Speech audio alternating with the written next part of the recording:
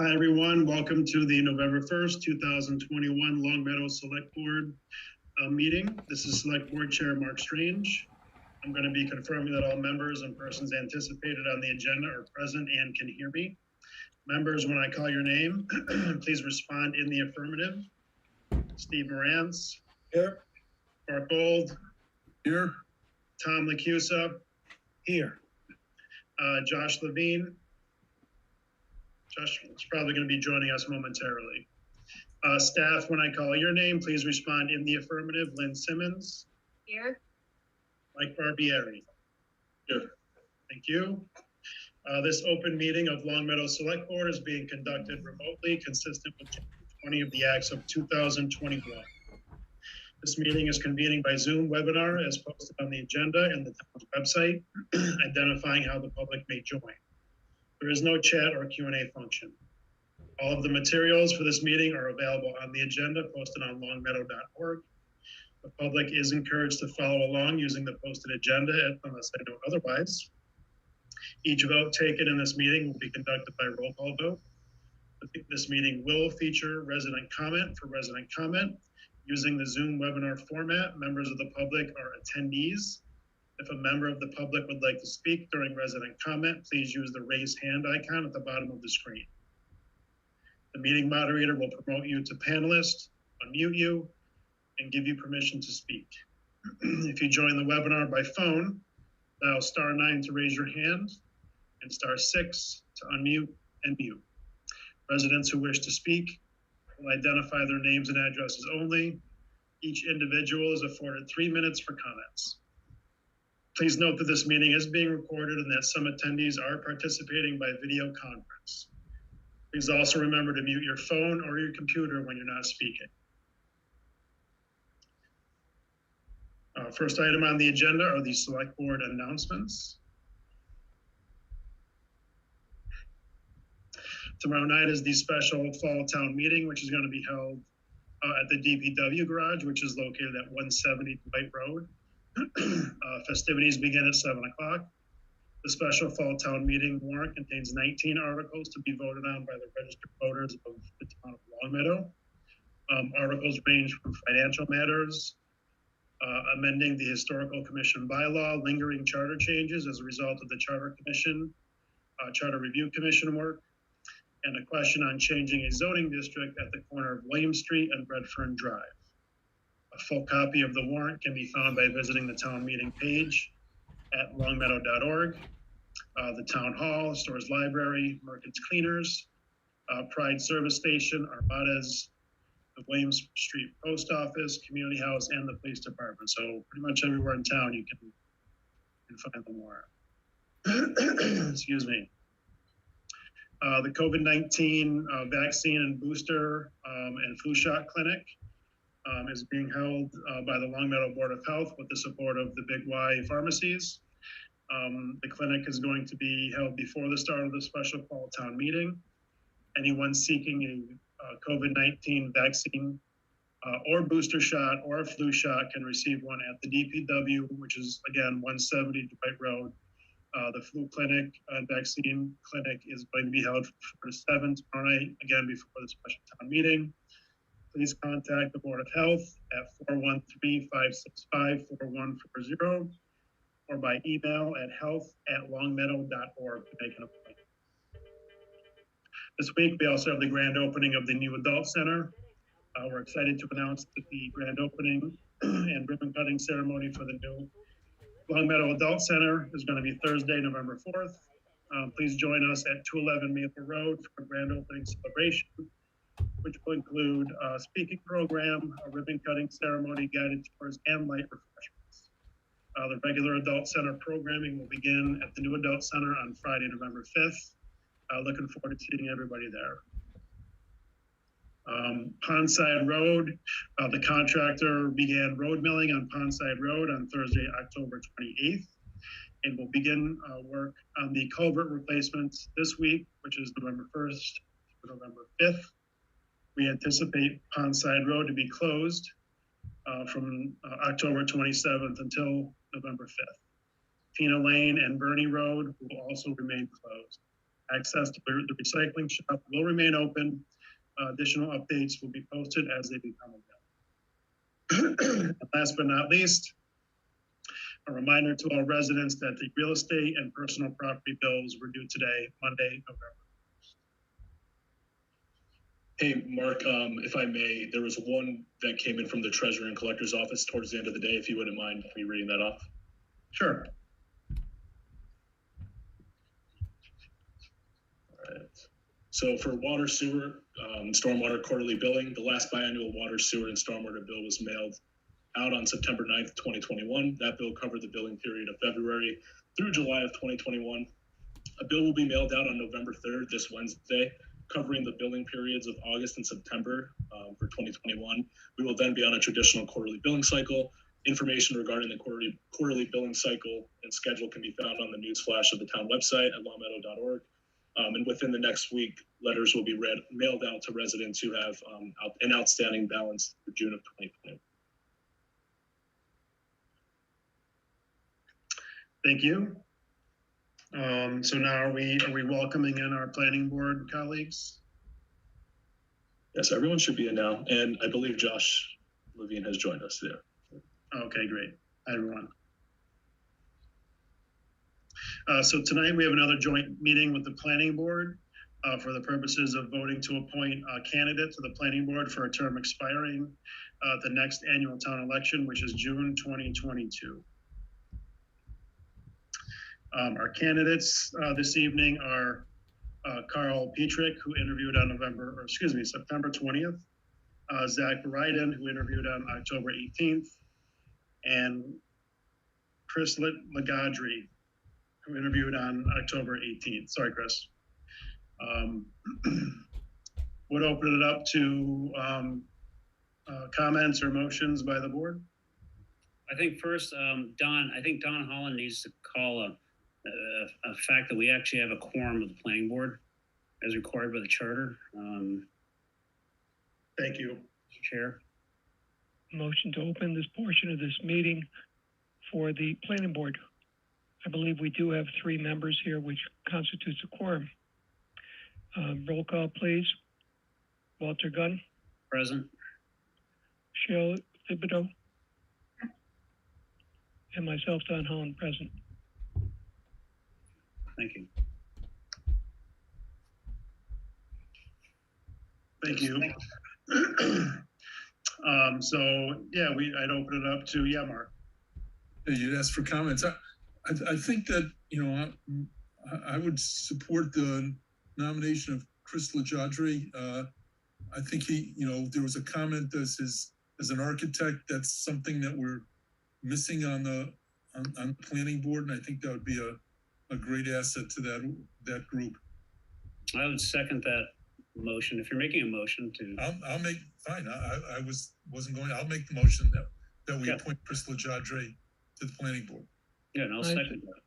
I support that motion. I believe that he's an excellent candidate, and with his experience, not only going before different planning boards, but as an architect, I think that's something that the town could use as part of the planning board. Any other discussion? I'll support Mark's motion also. I want to comment that, Carl Petrick, he would bring that international experience, which would be really, really nice to have. And of course, Zachary, we know that his participation in trying to look at diversity would also be a great asset. So I thank the 2 of them for running also, and I hope they'll run in an open election some point. Good work, Mark. Yeah, Josh. I just got a question. I was not here for the interview for the last interview a couple weeks ago. I watched the video. Is there any reason I can't vote today? I don't know if it's like if I need to abstain because I wasn't there for the interview. I wouldn't think so, but I just wanted to double check. If you hadn't been at any of the interviews, you can still vote. All right. In theory. Good. We do expect people to read the minutes and see that and watch the films, which you did. So you're in good shape, Josh. Thank you for checking. As a former planning board member, I think it is useful to have somebody who's on the other side, as I was when I ran for planning board. And when I was appointed, so I agree with this motion. I think that'll be a very useful person to have on the planning board.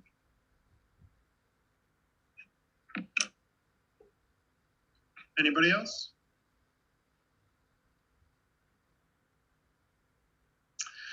Okay, Mike, can you please call the select board roll? Mr. Strange, Yes.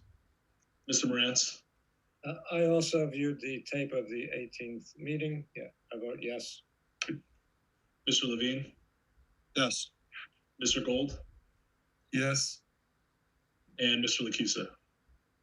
Yes. Bianca, I could call the planning board. Yes, please. If you okay. Yes. Mr. Holland, Yes. Mr. Gunn, Yes. Ms. Thibodeau, Yes.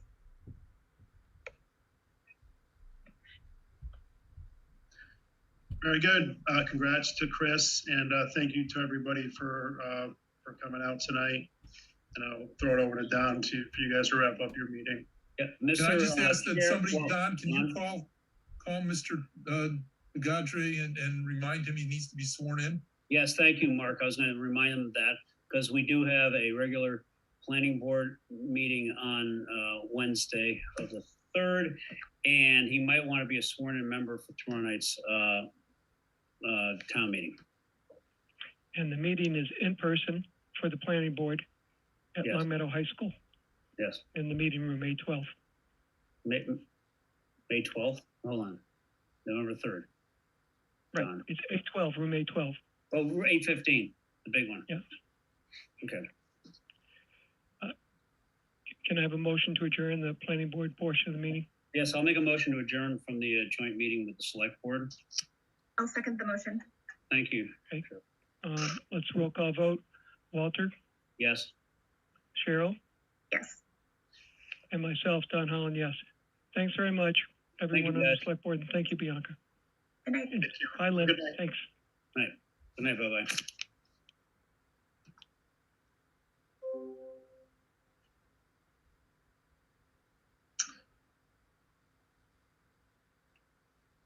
Okay, on to the next agenda item, which is the board and committee appointment.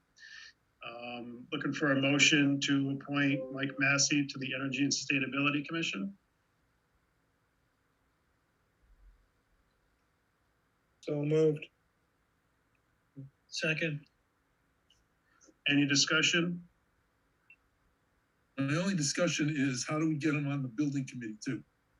And I said it in his interview, but I'm serious about it. That, you know, I mean, I guess we can talk to him, and I will do that because I think it's important for somebody of his skills to be on that building committee. Yeah, we would encourage him to sign, if he has time in his schedule, to sign up for the building committee as well. Yeah. Okay, thanks.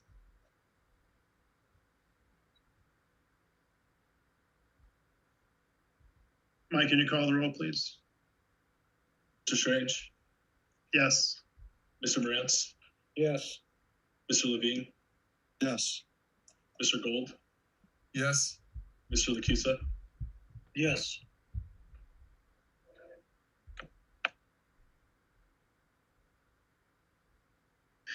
Okay, next section is resident comments.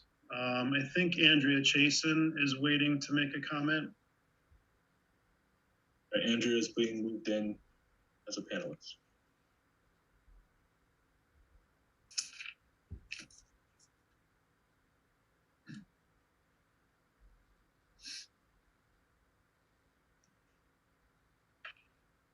Anyway. Hi, for some reason I can't seem to get my view on. I apologize for that. I don't know if you can see me. We can hear you. Okay, well, somebody did something to my Zoom thing today and now I can't seem to undo it. So I apologize. I would like to be physically present in this. But in any event, my name's Andrea Chason. I live at 236 Crestview Circle, and I'm here tonight to ask the Select Board to support the adoption of Article 13 at tomorrow night's town meeting. And as the Article 13 says, we're asking to have the guiding principles confirming Longmeadow's commitment to become a truly sustainable community, paving the way for our town to transition from the known dangers of fossil fuel to renewable energy, reducing our carbon footprint and becoming one of the state's leaders in meeting the challenges and opportunities offered by the Mass Climate Roadmap. In 2011, Longmeadow was designated a green community, and under the terms of this designation, it enabled us to receive state money to improve our energy efficiency.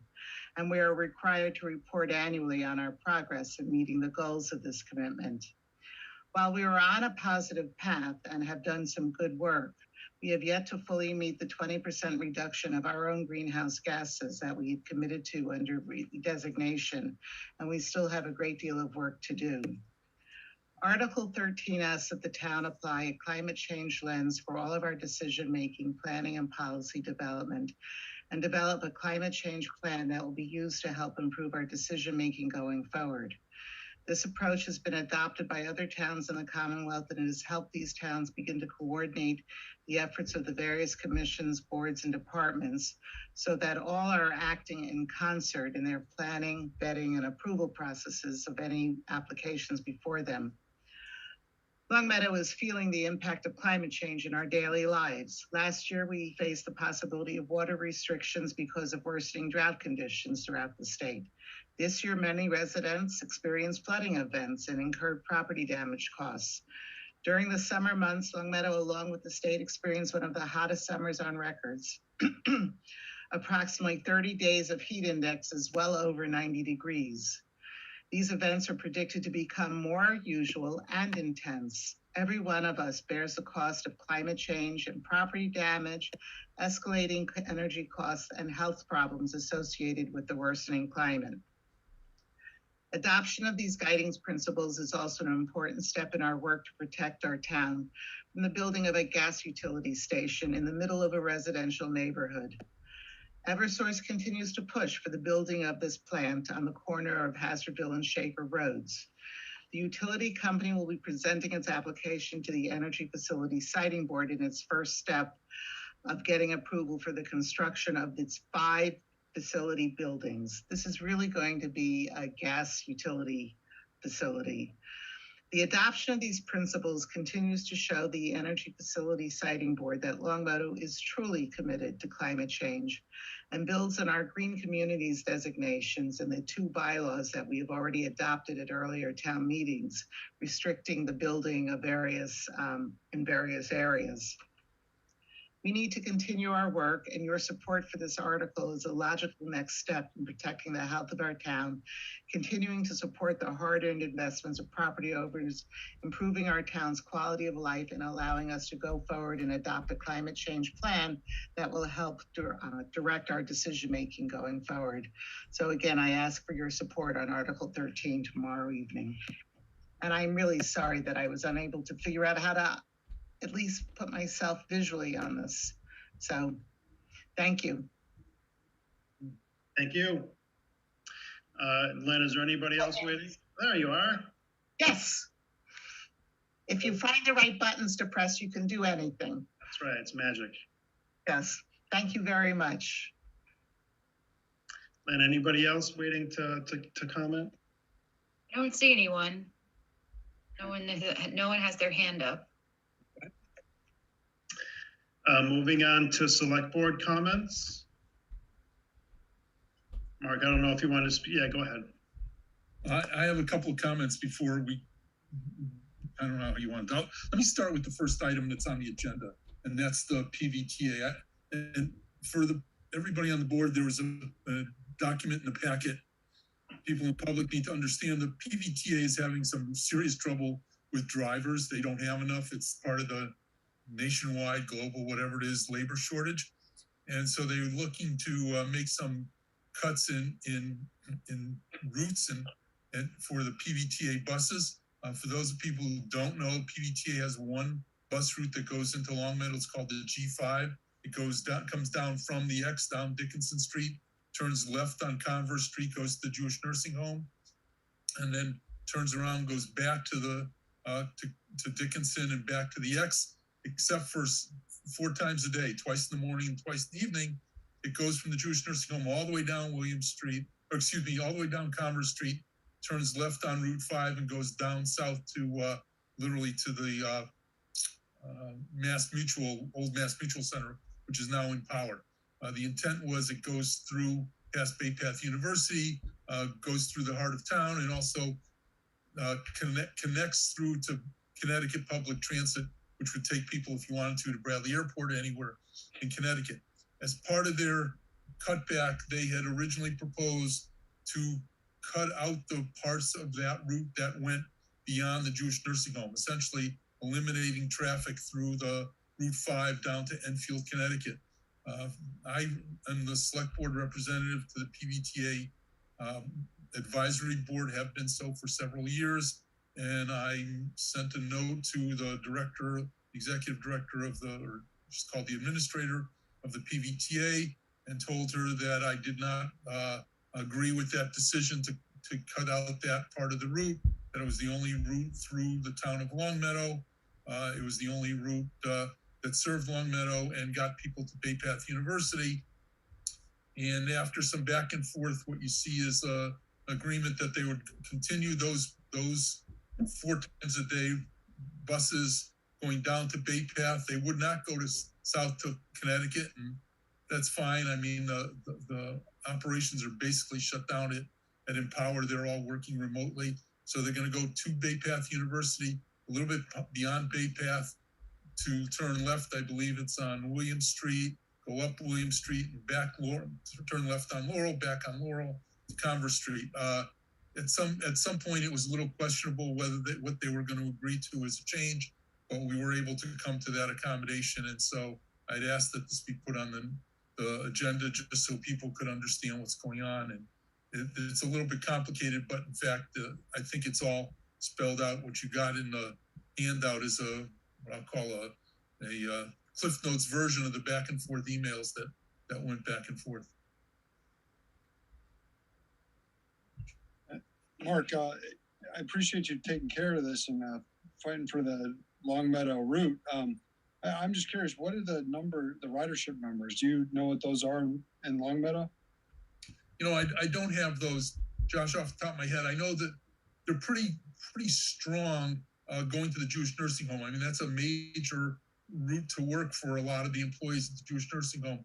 The ridership down to, down Converse and over to Bay Path University. I know when we held public hearings, when they previously talked about it, modifying those routes, we had a considerable number of people from Bay Path who took those buses in the morning and the afternoon, but considerable number, I'd say a handful or two.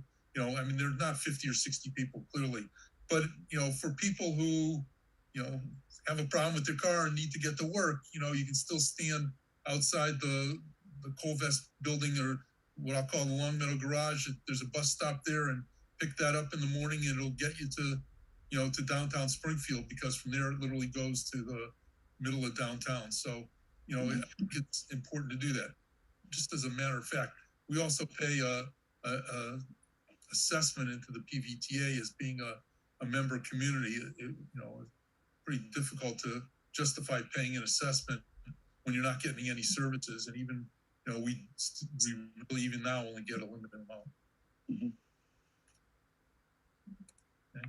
The other things I wanted to talk about is just in the category of comments. I've got a couple of things. I attended the October building committee meeting, and you noted that there's a grand opening in the adult center scheduled for this Thursday at 2 p.m. But with the 2 major construction projects, the adult center and the DPW, drawing to a close, the building committee expressed concern about their role, and more importantly, their relationship relative to capital planning for buildings, and community preservation spending for buildings, in terms of how do the priorities that capital planning or community preservation may be setting for building projects, mesh in with what they may have they being the building committee may have determined for the needs for buildings. And what I said is that I would comment on that to the select board, because I think they're looking for some better clarification of what their role is relative to capital planning and community preservation in the areas specific to buildings and building related projects. So, I don't have an answer. I don't know that we need to debate it tonight, but I just wanted to comment on that. The second thing is I attended it's called the Mass DOT or PVPC project. No, excuse me. I attended the Mass DOT project hearing that was held on about the Blueberry Hill School bikeway roadway upgrade. It was held last week. It's a $364,139 project that's being submitted to the Mass Transportation Improvement Program. It's going to be funded. They propose 90% federal, 20% state, but nevertheless, they hold a public hearing. There are a lot of technical errors, and because of that, they're going to re-hold this hearing on November 17th at 6 p.m. People should visit the Mass DOT website. It's probably something that neighbors or butters may want to see. They're discussing some significant changes in the area. The biggest issue is land taking by eminent domain, and that land is all town land that would be taken on the high school. So it's really not a big deal for the town. It was a big deal for in terms of this hearing, but they are holding it again November 17th at 6 p.m. And I suggest that people attend. If they want to make a comment, they should go to the website and they can comment. It's called Project 809-517, and you can comment for Mass DOT. I attended the October meeting also of the Hampden County Regional Retirement Board. Along with Lynn, I continue to represent Longmeadow in a group that's goal is to implement changes in the Hampden County Retirement Board leadership. People who may not have heard this, although it was in the paper, a second member of the Hampden County Retirement Board of Directors has announced that she will not, I guess she was resigning December 31st. Her term isn't up, but she is resigning. And also the executive director. So with 2 resignations on the board and the executive director, believe there'll be a chance to make some significant changes to the retirement board. In my opinion, they're well needed. One of the things they talked about, and I can send it to anybody who wants it, is they had an internal audit done for the past 12 months. The auditor spoke at that meeting, and it was, the auditor was, pardon the expression, trying to do a dance explaining why they hadn't caught any of the things that the PURAC audit had caught in the previous several years. But there is a group continuing to look at electing alternative slate to the board, and also working toward potentially gaining recovery of the hundreds and hundreds and hundreds of thousands of dollars, probably maybe as close to $1 million of money that was spent potentially improperly, but likely improperly. The other thing I attended was a meeting of the Pioneer Valley Planning Commission's Metropolitan Planning Organization, as appointed to that by the select board, so I'm the representative. I know Mark Strange was there, I think, in your role as your regular day job, as they say. But there are no immediate projects that impact Longmeadow, but as projects like the Blueberry Hill School project come along through state funding, it will be important for us to maintain our activities and actions at the board. So with those comments, I'll answer any questions if anybody has any at this point. Does anybody have any questions for Mark? Yeah, go ahead, Tom. You're on mute.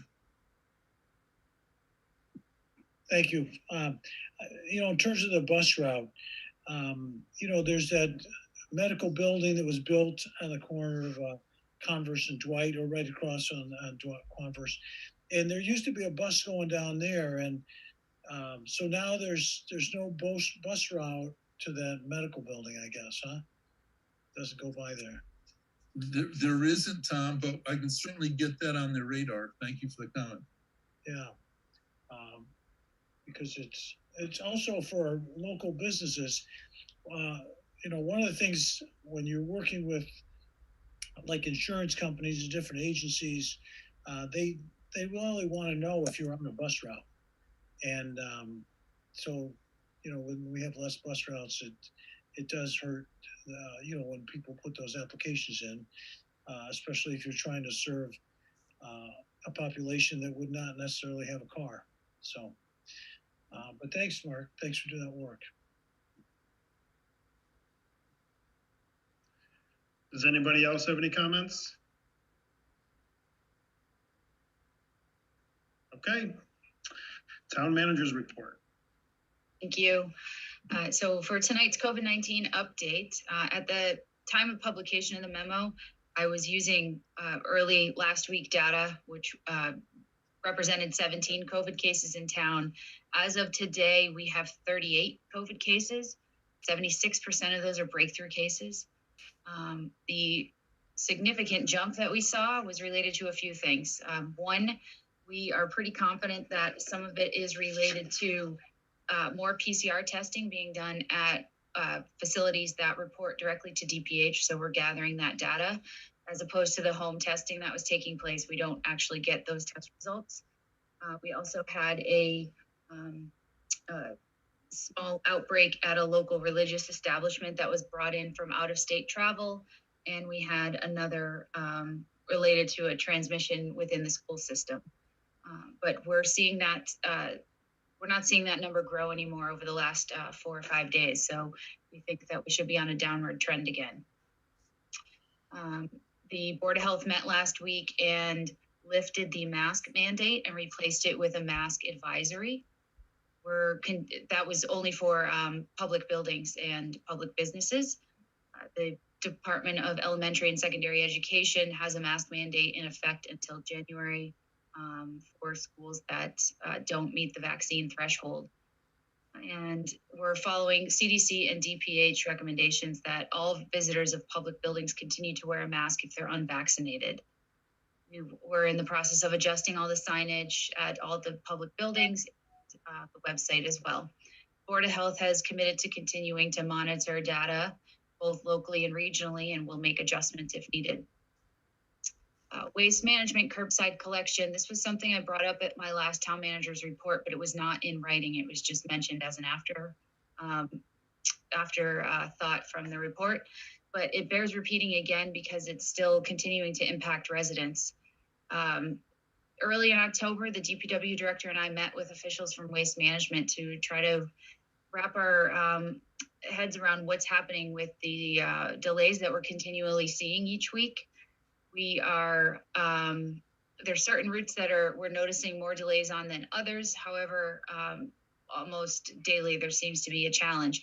It's related to staffing challenges, similar to what Mark mentioned during the PBTA update. Waste management's being impacted by the labor shortage as well. We had one longtime driver that covered most of Longmeadow. He left during the pandemic. They've tried replacing him. They did have someone on board, and that person has left also. So they are operating with some very new drivers and substituting some in from other communities. So they're working to get us back up to a regular, consistent pickup schedule. The staffing challenge has been an issue, but also more people are shopping online during the pandemic, and they're encountering more recycling cardboard on their pickup routes, which is great because people are recycling. However, a lot of times it's not being broken down to the size dimensions that it needs to. It's supposed to be no larger than 3 feet by 3 feet. When boxes and cardboard are too large, if the driver tries to take it, it can slow down the pickup, which then impacts the rest of the route. We will be working on education for residents in the coming weeks, and also working with Waste Management. We will be putting tickets on packages or notices on your recycling containers that items are not going to be picked up. So working together, both residents, town officials, and Waste Management, I'm hoping that we can get this back on track so we'll stop seeing these consistent delays. And last week wrapped up a supervisory leadership development training that was attended by 23 of the town's supervisors, managers, and department heads.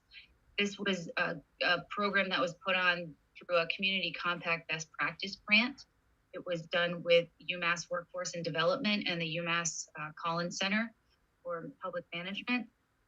This was held on 4 Wednesdays in October, and we were actually able to hold it at the new adult center because of the timing of the temporary certificate of occupancy. It allowed for the venue to be used for training by internal town staff. It was very helpful to have staff in the building prior to being open to the public because we were able to use it as a trial run for use and functionality of the space. And all the training was held in the multi-purpose room. So we were really able to hear the acoustics in the room and see how it functioned. Prior to the start of the training, all attendees completed a Myers-Briggs type indicator test, which is used as a model for understanding work style differences and the relationship to effective supervision.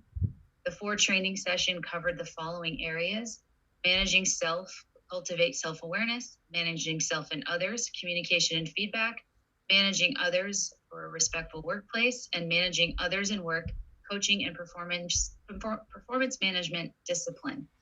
Overall, the feedback was really great. It was 16 hours of training that staff went through. I think, or maybe 12, but over the last 4 Wednesdays, and feedback was really great. So I thank them all for participating. I know it's a lot out of their schedule. And that's all I have for report tonight. Thank you. Anybody have any questions for Lynn? Yes, Josh. I don't know if I missed this at the last meeting, but has there been any discussion on Meadowbrook? Has any of the concerned residents about the rental house over there, has anybody reached out to you, Lynn? I believe we've received letters in the office that were addressed to the select board. And one of the conversations that I've had relating to this, there was a warrant article at the annual town meeting that would have eliminated the rental of rooms. And there was considerable discussion at that town meeting about that warrant article, and it was not passed. It was voted down. And that warrant article was put forward as a indirect response to those complaints that the building commissioner had been receiving over the past year. So at this point, there has been no further conversation on it. I think we're prevented from bringing back anything on that section of the bylaw for 2 years. If I'm remembering this right. Okay, and that's the only way forward for folks over there. Is there anything else that they have been able to talk to you about doing, or speaking with the police or anything, the building inspector? Certainly, none of the town's response will change. They can certainly call the building department if it's a zoning bylaw complaint, or if they feel that it's something more public safety related, they could always call the police department, and all the departments will respond. All right, thanks, Lynn.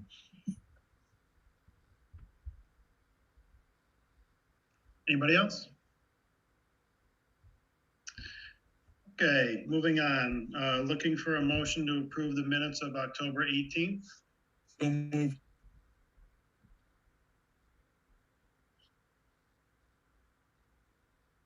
I'll second the motion. Okay, any discussion? Mike, call roll, please. Mr. Strange, Yes. Mr. Morantz,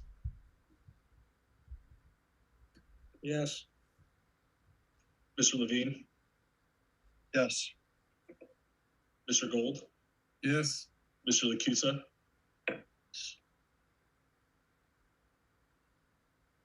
Okay, moving on to the Eastern Hampton Shared Public Health Services Agreement.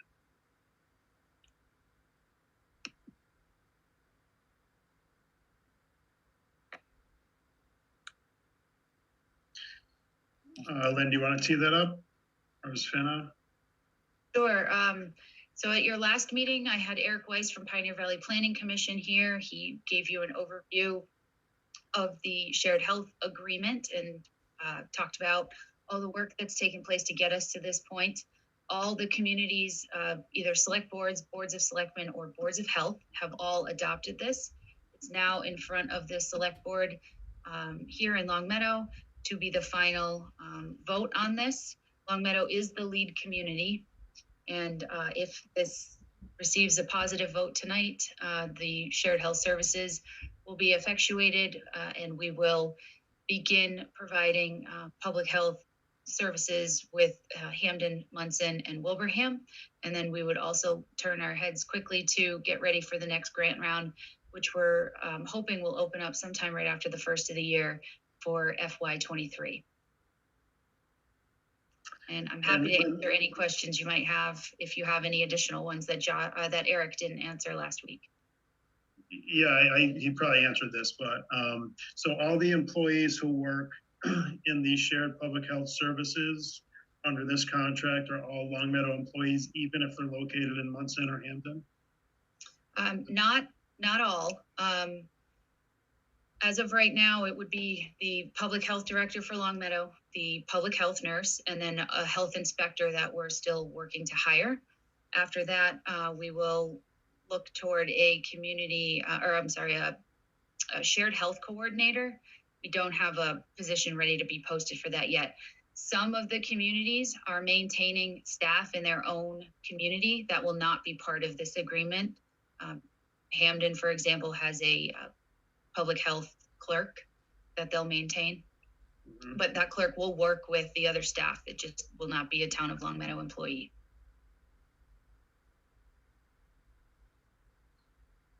Yeah, Mark. Yeah, Lynn, I was wondering, I think I asked this the last time, but don't recall the answer. You know, how are we going to do the accounting to get the full all-in cost of these operations? And I specifically of right now, all of our departments, and the health department's one of them, doesn't include employee benefits because those are lumped into a separate line item. Will we be distributing out medical and retirement and all those into a separate lines into the shared public health department? Yes, and maybe. So yes, all of the costs for health, retirement, all of the accessory benefits will be quantified and assessed, broken out for the communities. Whether or not it's listed out in the separate Town of Longmeadow Board of Health budget as a specific line item, we haven't decided that yet. The other budgets don't read that way. But certainly if it's something that the board feels strongly about seeing, I could work with the finance director to do that for next year. Can I just make a comment that if you don't break it out in our budget, that we get it supplemental to the budget, at least whatever is being given to the other communities? Yes, of course. Yeah, Steve. So in terms of the assessments for the other communities, for their employees that are now our employees, so insurance costs, current insurance costs that we're picking that are because our employees are going to be picked up by the towns that they're coming from, current benefits. And in terms of the OPEB expenses, which who knows what they will be, how is that going to be calculated? So, again, basically every community pays its fair share. Because to me, I think the more we can do cooperatively with other communities, the better. But I don't think we need to pick up the tab if we don't have to. And so I'm curious about how these costs are going to be actually adjudicated specifically, like insurance costs now, and the costs later that we don't really have a great grasp of what they may be, for 10, 15 years down the line. Sure. So it's something that we already do right now for the ambulance service and for the water and sewer enterprise funds.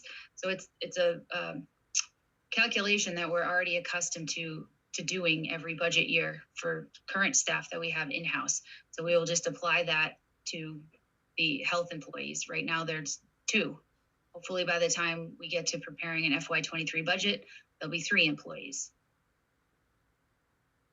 So that's the addition from what we're doing with the combining the shared health services, we're adding 3 employees to the town of Longmeadow. No, actually, at this point, it's just 1 additional employee. With a potential 3 from the other communities total. That's what we're looking at now. No. Longmeadow has always had a public health director, and we've always had a public health nurse. Those positions stay. We have not had a standalone health inspector. That would be the one position that would be gained by all the communities. At some point in the future, it may be this budget year, it might be next. We will be looking at a shared public health coordinator, which would function in more of an administrative role, not a health inspector, not a public health nurse. So the immediate plans are to add the health inspector, and that would be an addition for Longmeadow than what we've always had budgeted.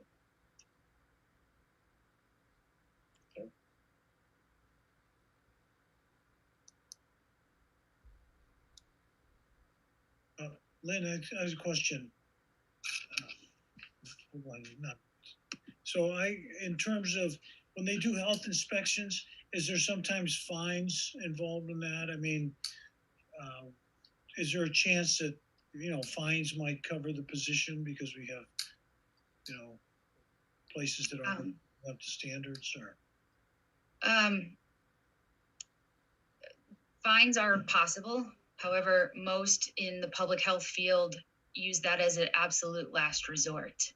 They like to use public education first because ultimately you want compliance. You don't necessarily want to have to go in and fine someone for something or shut a business down. That's usually the absolute last resort. The beneficial thing about this right now is the state saw how public health was resting on municipalities, and some were not able to do what needed to be done to respond to the pandemic. So what they did in the governor's budget last year was create this public health excellence grant that is giving communities an opportunity to apply for $300,000 a year for the next 3 years. So we have if we're successful in adopting this, we have the ability to get a grant over the next 2 fiscal years for $600,000, so 300 each.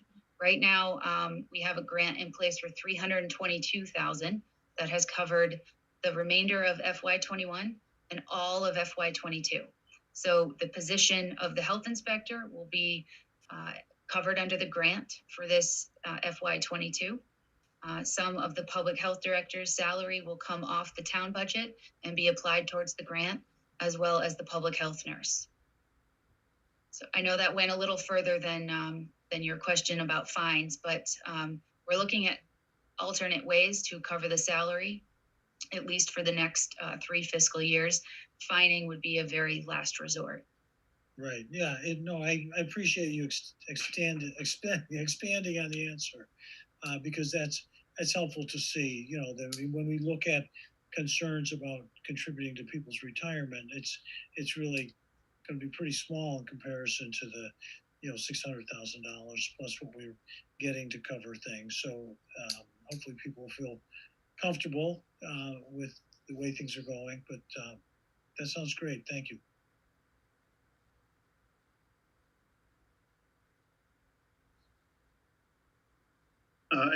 Any other select board members have questions? So Lynn, you're looking for a motion to accept this agreement? Yes. Anyone? Yeah. So moved. Yeah. I'll second the motion. Any further comments or discussion? Mike, please call the roll. Mr. Strange, Yes. Mr. Moretz, Yes. Mr. Levine, Yes. Mr. Gold, Yes. and Mr. Lakisa. Yes. Thank you very much. Okay, on to the cable television renewal matter. Is Attorney Epstein here tonight? Yes, I'm moving him in now. Hello. Welcome, Attorney Epstein. How you doing? I'm well, thank you. Good, thanks. Do you want to give us an update as to where we are with respect to renewing the cable contract? Yeah, we spoke, and it was a while ago. It may have been 5 weeks ago. As you know, this involves the Comcast cable TV renewal process. And when I spoke to you before, I brought up essentially one significant issue which is problematic, and it's this provision, as you may recall, captioned competitive equity.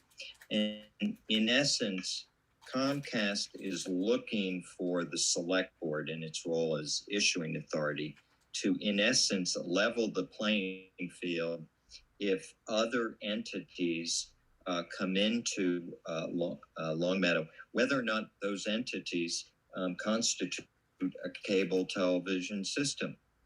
Now, as you know, you do have authority over cable television systems. So if another cable TV operator would like to come to Longmeadow, we've got a process for that, and the current level playing field would apply to that.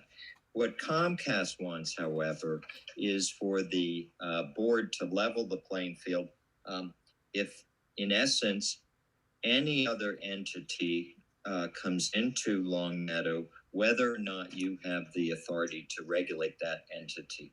And that is problematic, and that is something that to date we've not been able to agree upon. We've been going back and forth on language. I thought we had perhaps made some progress, and I did get an email dated October 6th from their representative, which had the more restrictive language, and it would not be my recommendation for the board to accept this language. So I'm sorry, we've not made any progress on this matter. So what happens if we don't agree to this? I mean, is there go ahead. There is a process. The 10-year renewal license that was executed back in 2011 did expire at the end of June. Comcast asked us if we would agree to an additional period to try to reach a resolution. This came from them. We agreed. I spoke to that representative. I believe it was back on October 20th. I told her that the language she sent was not acceptable, but if Comcast wanted to try to come to an agreement to extend this period, they could send me something. She did not send me anything.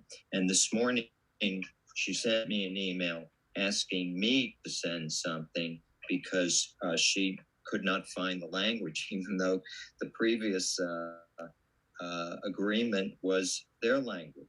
So there is a process to follow, and that is that the select board is issuing authority would issue what's referred to as a preliminary assessment of denial. And I had sent a motion to Lynn last Thursday or Friday, and I believe that it's in your packet. And in essence, the select board would issue this preliminary assessment of denial, and that would basically give the parties more time to negotiate this. Comcast would not stop operating in the town. It would not stop providing service to subscribers. And it basically gives it is a federal process, and it gives the parties more time to negotiate this issue. I must say, I just don't think it's advisable to keep having more and more time pile up, and we're not making any progress with Comcast. And I would say there's another nearby community that is facing the same issue, and we're not making any progress there either.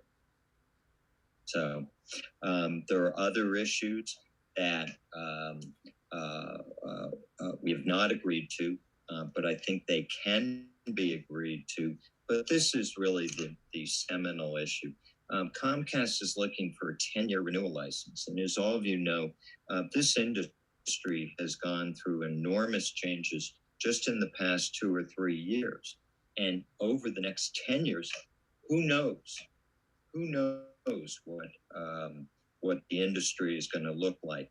And I think I explained before, the dilemma that Comcast is facing is that they are, so to speak, a legacy cable TV operator pursuant to Section 6 of the Communications Act. And you have new companies coming in that are not Title 6, they're Title 2. They have more flexibility, and you know, companies stream their programming.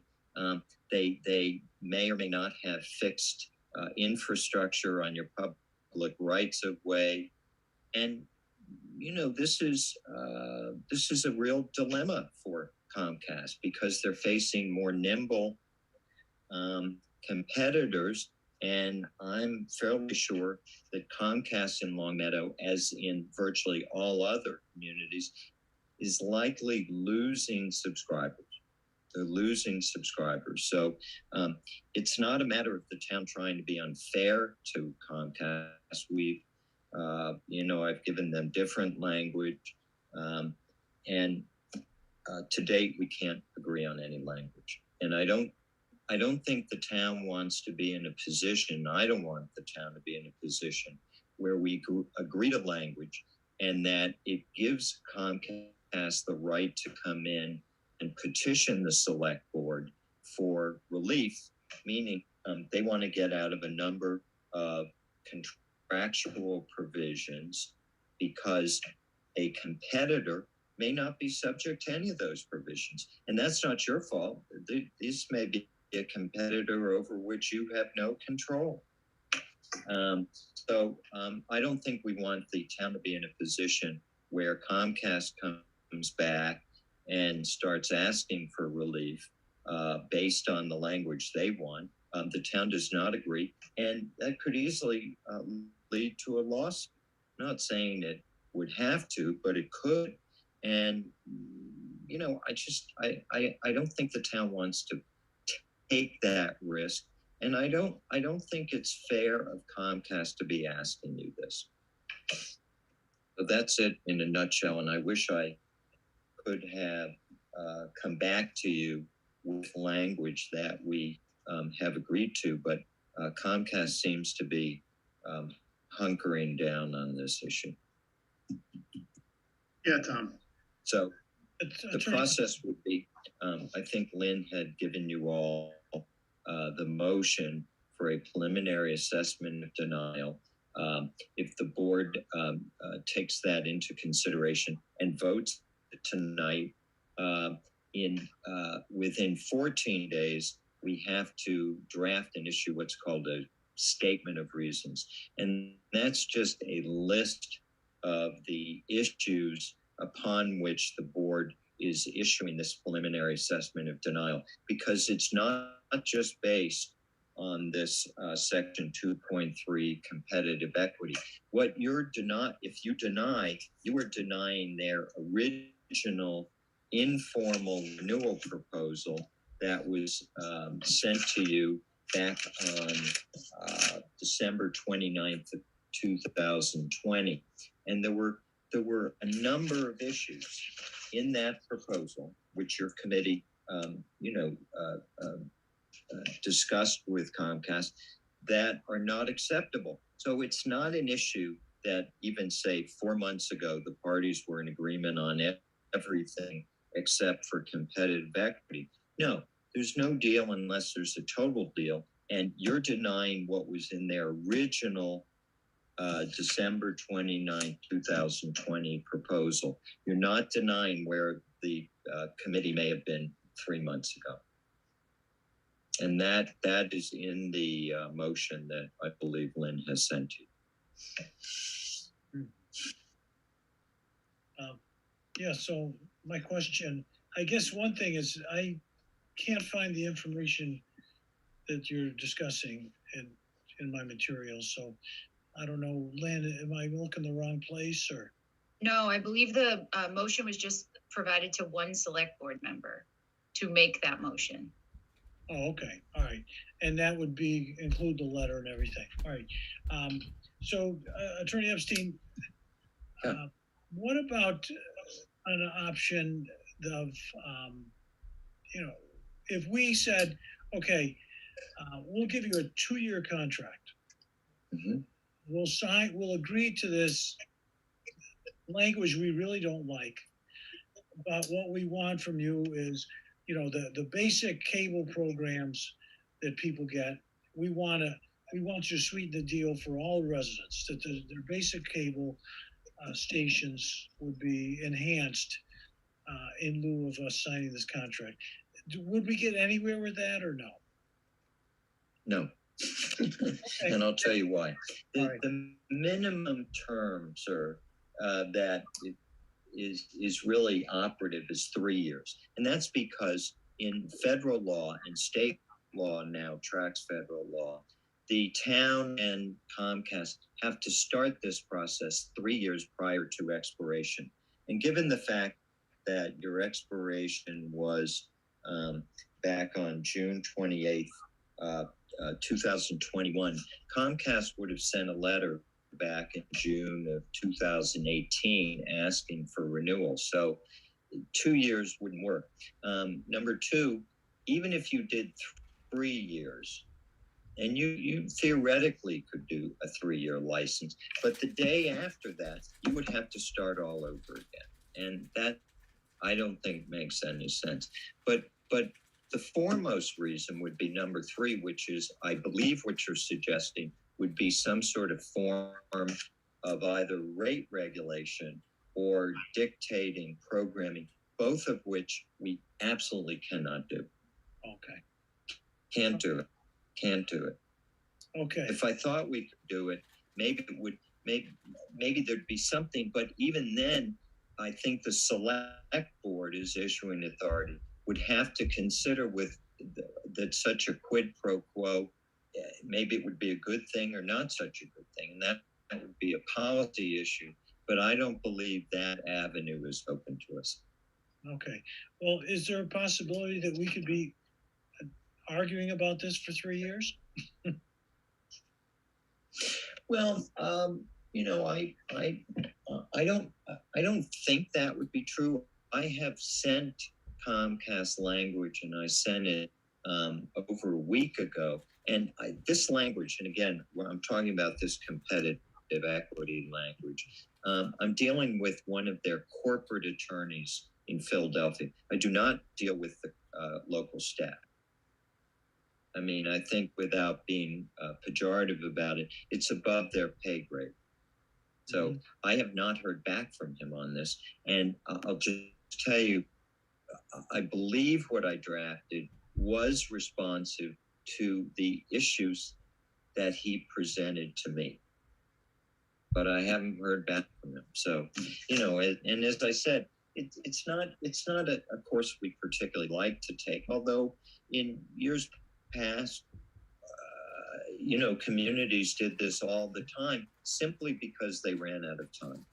And 10 years is 10 years is 10 years. So. All right. Good. Yeah, Mark.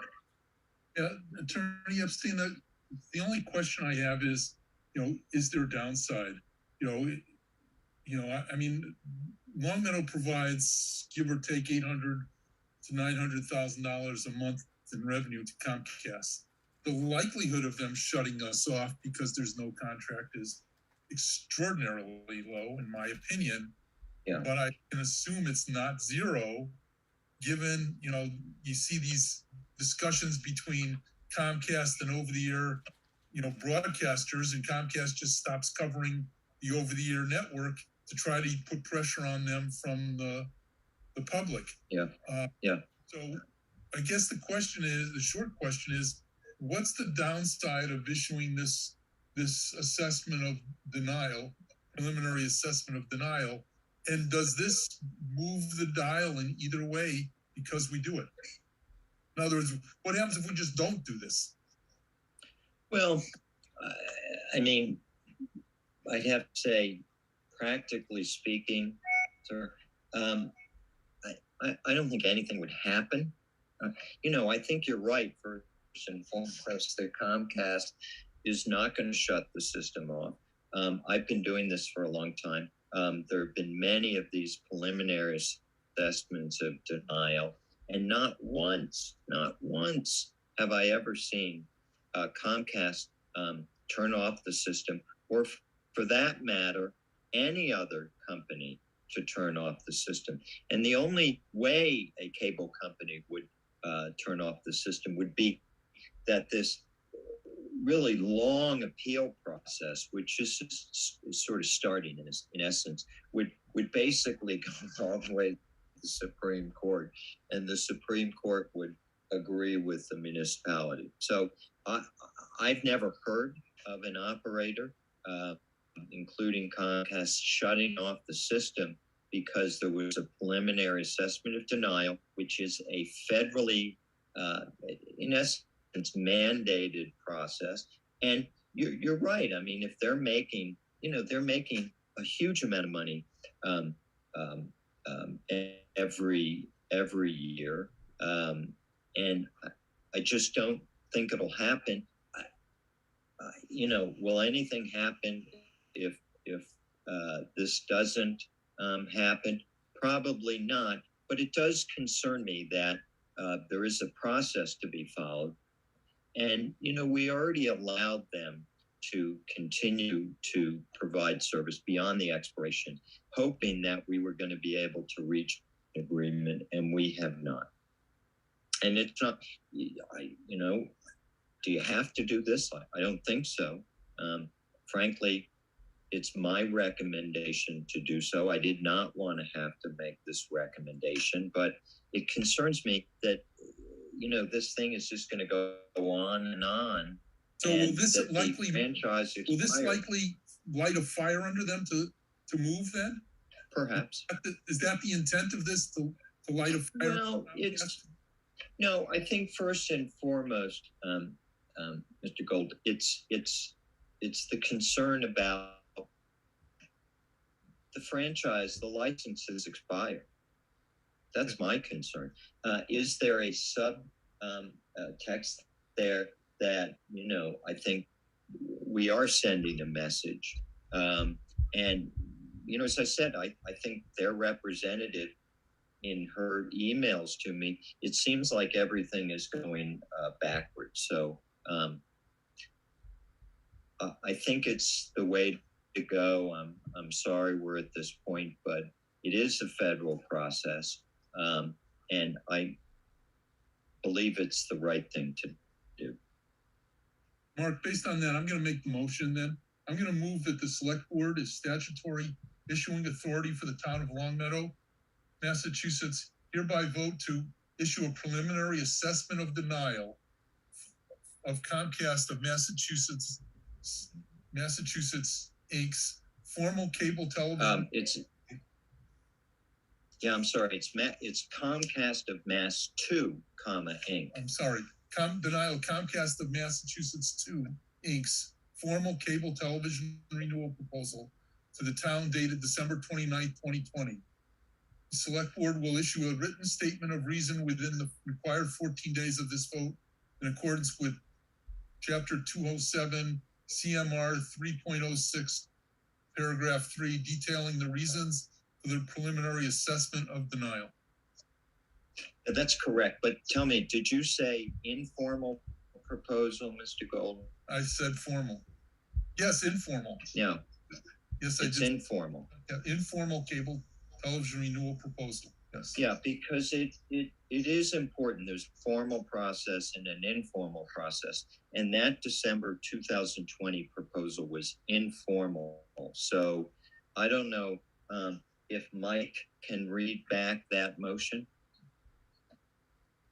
just to make sure we've got it right.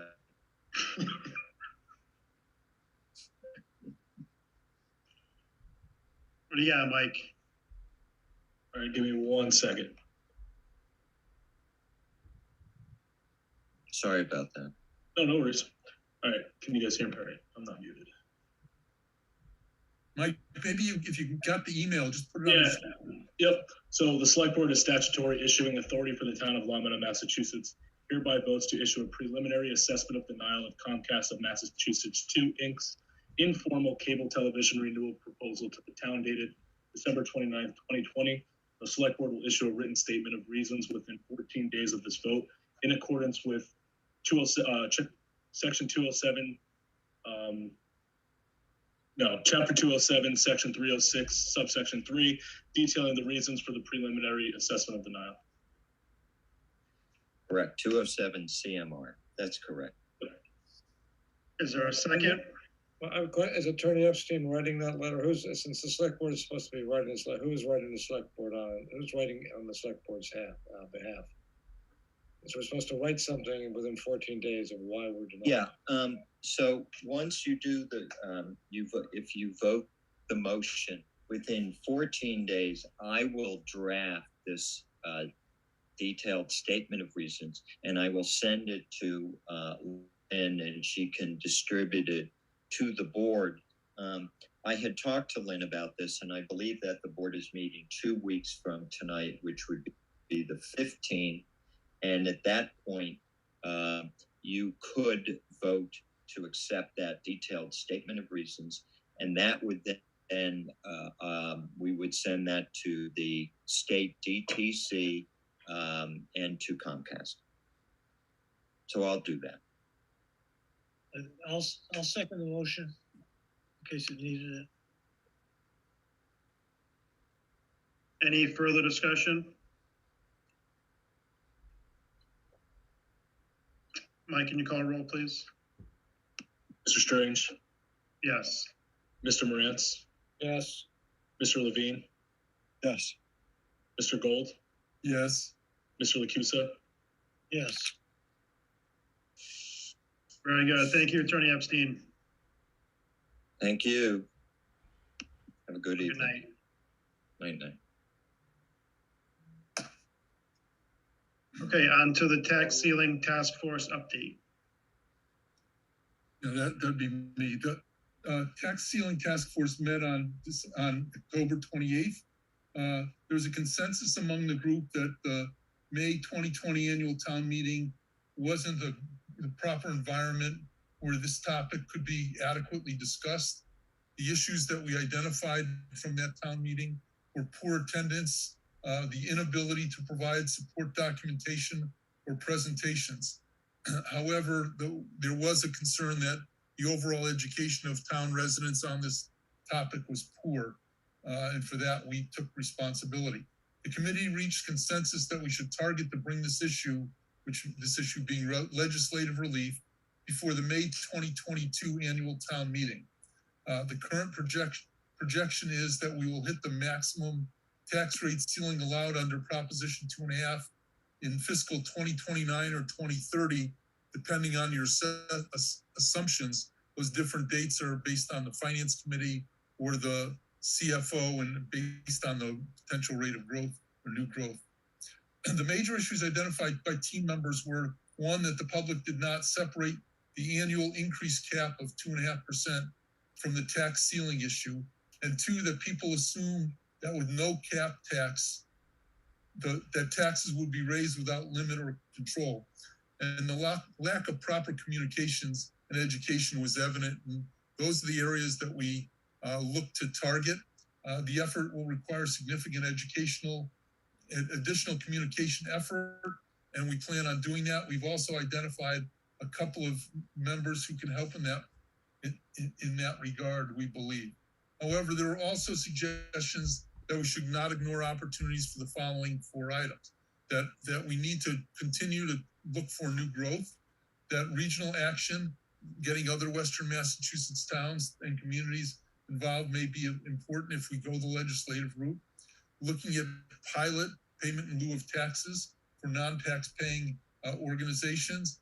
And finally, looking for new sources of revenue that are not tax-based and identified with things like solar revenue or wireless or things like that. So we're going to continue to meet. Our next meeting is December 8th at 7 p.m. in Longmeadow High School. Our plan is to pursue these alternatives and also to develop and organize educational and communications issues on the topic. Any questions for Mark? We are So Mark, looking at people who are specialized in communications and good at communications. are you guys looking for new members? We would welcome people, particularly though, people who can help us in the area of communications. There were some great discussions at the meeting about, how we put together, short YouTube videos or other things that we need, small, 60-second, 90-second kind of hits. But it is a communication educational issue. And we're good with numbers, but we're not as good with communications. And that's where we really need to challenge ourselves. So refresh our collective memories. So the tax ceiling task force was put together for what purpose?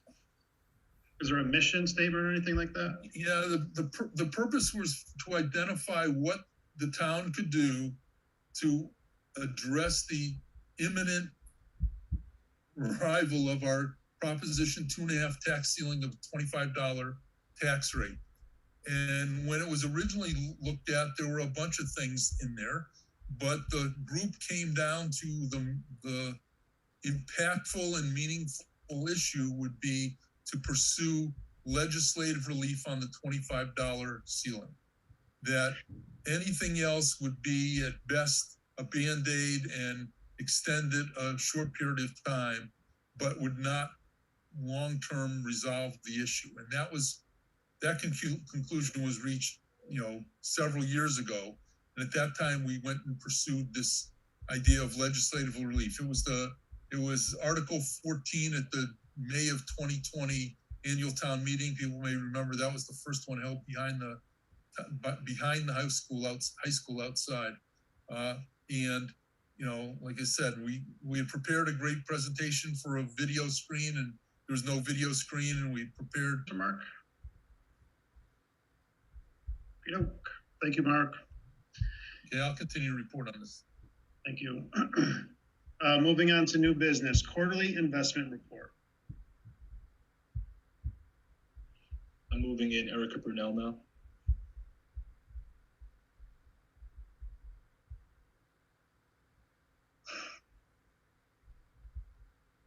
Good evening, everyone. Can you hear me? Yep. Yes.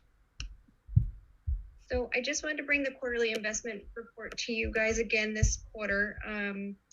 Unfortunately, the rates do continue to drop for this quarter, but Munson Savings Bank and Adams Community Savings Bank are holding steady. Adams with 0.60% and Munson Savings with 0.50%. So those two institutions hold the bulk of our investments. I did speak with Jen today, and we're hoping that we can bring some kind of proposal forward to the Finance Committee and to you in the future, as we do hope that we can maybe relook at the 11%. It did make a huge difference this quarter with our investments and the interest, but we do feel like there's still more room that the town could earn a lot more interest and income if we allowed a greater investment. And if you do look at the reports, none of the institutions reached the 0.48% at each institution, which was their threshold they didn't want us to meet. So we're hopeful there's some wiggle room there still. So stay with us. We're going to kind of look into that a little bit more as well, but I just want to give you a glimpse into that. We were also notified that Rockland Trust was merging with East Boston Savings Bank.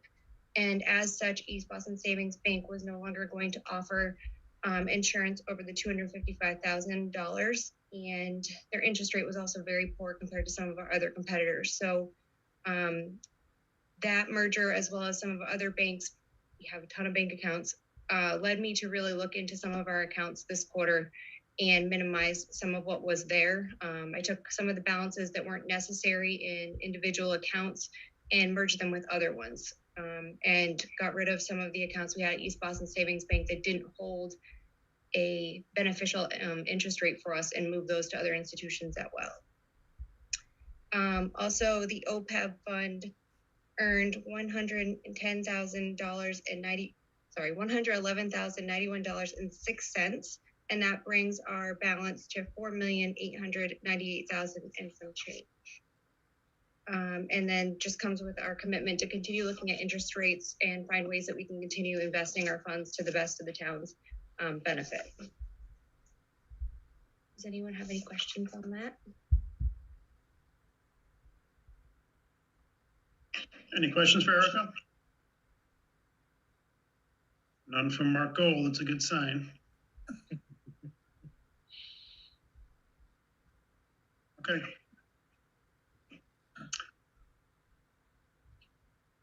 I think we're all set. Do we need, I'll make a motion, we accept the quarterly investment report.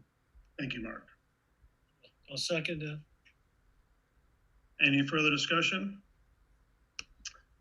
Mike, can you call roll, please?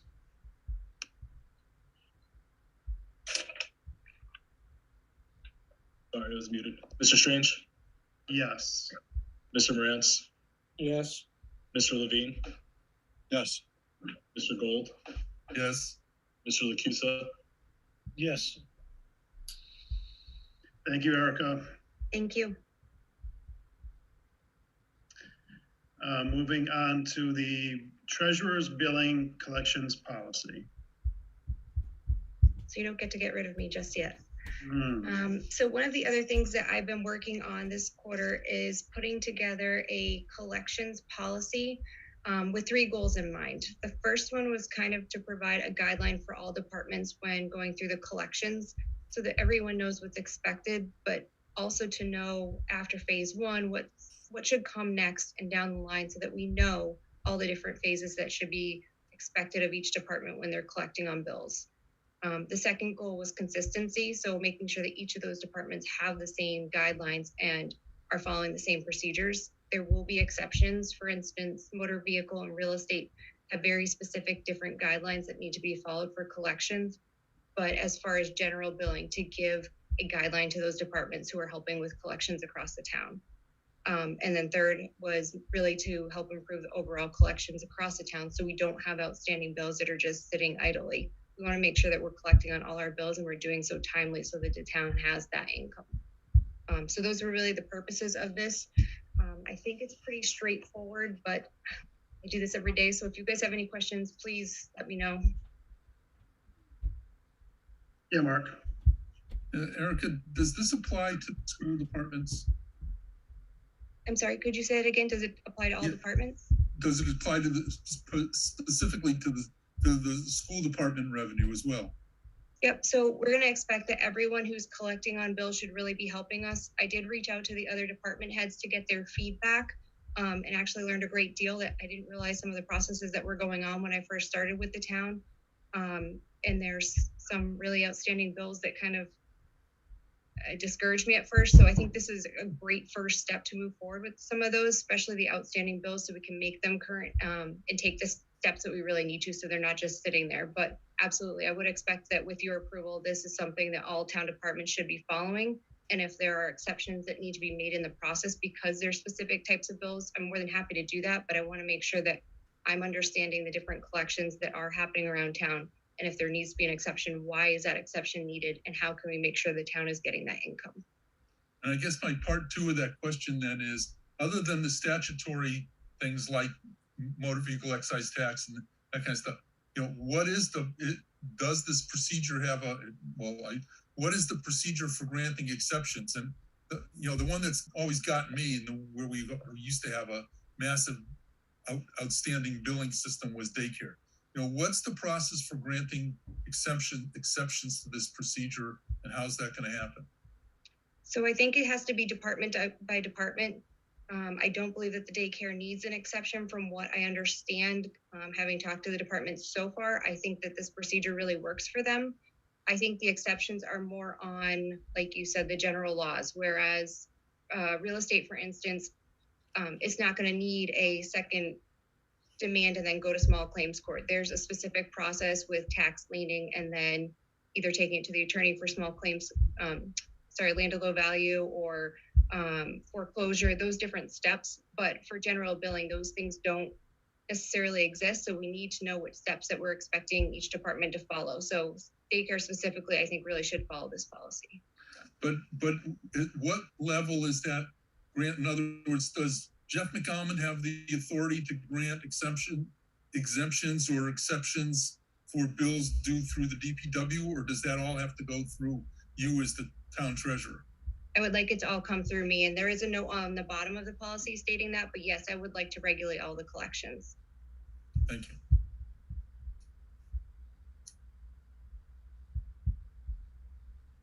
Any other questions for Erica?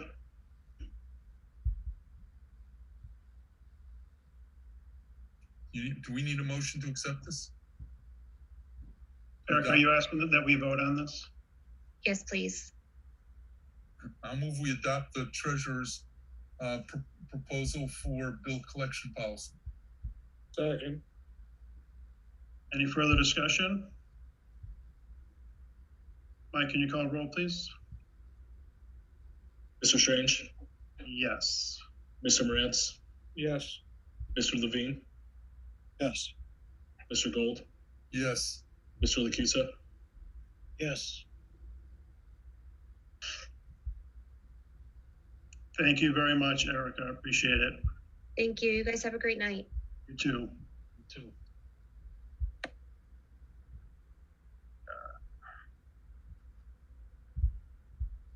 Draft fiscal 23 budget assumptions. Good evening. Can you hear me? Mhm. Okay, I'll make this brief. In the packet was the budget calendar for FY23 capital planning and budget planning. I didn't want to, we kept the same format as last year, other than pushing back the joint select board meeting with the school committee meeting into early December rather than in the middle of November. Additionally, during that meeting, we'll have the classification hearing. That doesn't seem like a big lift on our side, so hopefully that'll be sustainable for you guys. Additionally, once we have those meetings, we'll be seeing you back with an update for revenues and expenses in February. The beginning of February, and then by the middle of February, the school committee will be drafting their school budget and sending that to the town manager, hopefully having it an adopted school budget to the town manager by mid-February, and then the school committee will vote on that by the end of February. With that, we'll be able to have within a week or so a proposed budget to you by the last day of February. That'll give us the remaining months of March to go back and forth and look at different projections and have our meetings with department heads and within our meetings with each other. Public forum is slated for potentially March 10th. And having all of those in place, we're expecting the select board to adopt the 23 budget around the middle of March, sending that over to the finance committee by the end of March, and having a draft warrant to the printer by March 31st for the May 10th annual town meeting.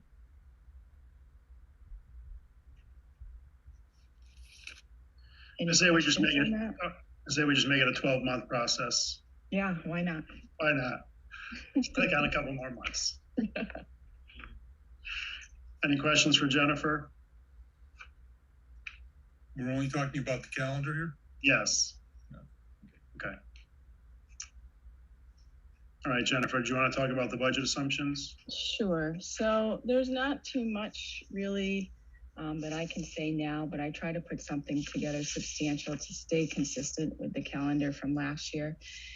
Sources we look like we're going to add about $1.3 million in revenue from the 2.5% allowable. If we stick to the finance committee's goal of 1.75, that'll only give us an additional $925,000. We're estimating new growth at 150,000, so that'll put us over the $1 million mark for additional revenue. With that, most local receipts look to remain flat. I'm only expecting an increase for some zoning costs of advertising for zoning boards, going from 150 to 300 if approved through the proper channels. That's just to cover the increase in advertising costs with the Republican.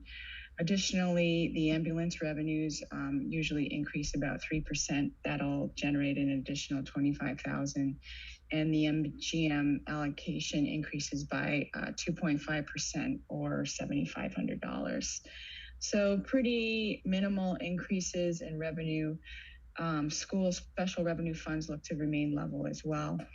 The only thing that came up in the last week or so, the estimated cost to maintain the fields, specifically Wolf Swamp, seem to be exorbitant. And the park department is looking at potentially increasing the field use charges. Right now, they charge $3 per user. So they're doing some research around local communities to see what their per user charge is. Maybe we can offset those maintenance costs since we are having live grass that we need to maintain all year. I'm not sure if Lynn or preliminary estimates look at least $30,000 to $50,000. I've seen upwards of $100,000, but again, those are just preliminary costs. So those are the sources. For uses. We're looking at 3% cost to cover salary increases just based on the contracts that are being negotiated across the Commonwealth, both with schools and non-school related employees. That's about $1.1 million in total increase. $950,000 of that is school related. Other expenses, I'm only expecting to increase 0.5%. Just due to inflation and other ancillary costs. That's about $80,000. Obviously, the big non-discretionary areas of retiree benefits, retirement, I'm looking to increase about 10%. I know the Hampden County Review Board has an actuary who projects at about 8%. But that's at a snapshot of September 30th, and our snapshot of last year was lower due to furlough. So I wanted to add a couple percentage increase to cover the higher salary increases as of the snapshot of the current September 30th. Additionally, liability insurance came in 7% higher already in FY22 than we expected. And that was with the increase of the DPW. The adult center is not online live, so I wanted to add an additional 10% to our current FY22 actual for liability insurance budget. Health insurance looks to be about 5%. That's just based on average increases over the past 5 years. And what our actuals came in for FY22. Retiree numbers for employee health insurance looks to be about 8%, Medicare at 3%, and OPEB an additional $30,000 just based on the revised select board policy. All of those benefits look to be an overall increase of about $500,000 to the budget. Total debt service, that all the work that Paul did to kind of level off our debt schedule is paying off. There's only about an increase of about $30,000, mainly in the general fund. And it's pretty much it for debt service. And the capital contribution calculated by the select board policy looks to be about 2.01 million last year. This year was expected to be about 2 million, so just a small percentage increase there. So that's my 30,000 feet end of October, beginning of November projections for FY23. Any questions? Yeah, go ahead, Mark. You're muted. You're muted. I thought I had unmuted. Thank you. Jennifer, a couple of questions. Did you do any kind of preliminary budget to come up with a bottom line number yet? Or is this just kind of an off the top? In other words, in the past, what we've gotten, and I'm not saying we need to do that, we always had, oh, gee, if you started now, you'd be, $10 million in debt or something, in the negative. Have you gotten there yet or not? Off the top of my head, it looks like we have between $500,000 to $1 million gap right now. But that's just, level funding from the school for schools, level funding from the state. I don't want to put any increases in those numbers until we hear how the state's doing so far. That's fine. I'm not looking. Just a couple of comments. One is that my concern is that if we prepare the budget with a 2.5% increase in taxes, we're going to end up with a showdown with the finance committee, who really wants 1.75%. And I'd hate to get to the point where we went through all the way through this and we had a fight on town meeting floor that the finance committee didn't recommend the budget because we use 2.5% to balance the budget versus 1.75%. And so the question from, or the comment, not really even a question, the comment is, I think we ought to look at a 1.75% increase or a 2% increase rather than 2.5, indicating what that gap is and what impact it would have. My sense is that impact would we most likely have to go against something like the capital budget or something like that, because it's not going to go against salaries and it's not going to go against paper clips and all those other operations. But I think that's important. The other comment I would say is that we talked about the cost of Wool Swamp Field.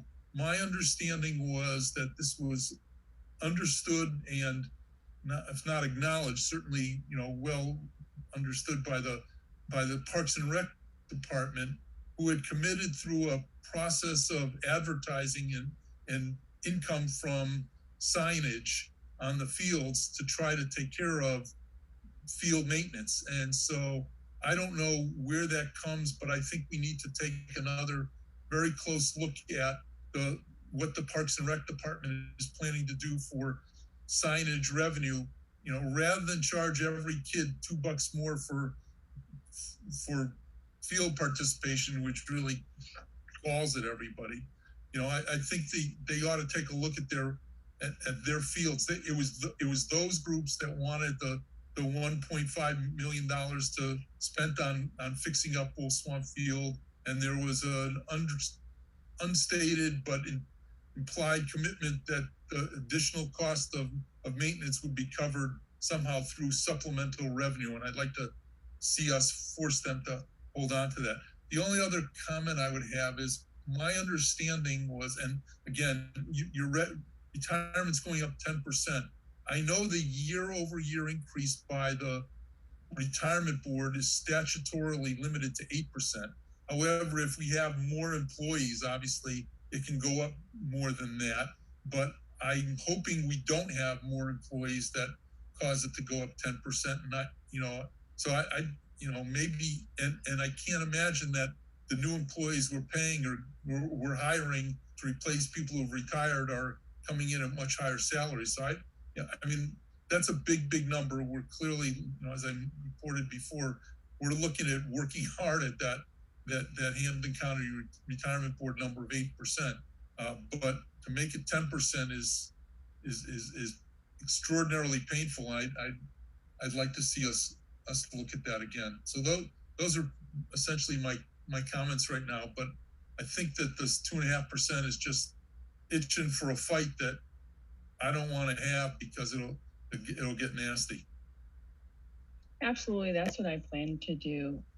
Essentially, build the budget out as if we had that 100% revenue, and then what it'll look like with the restrictions. I myself, obviously, don't want to hit the $25 mark either.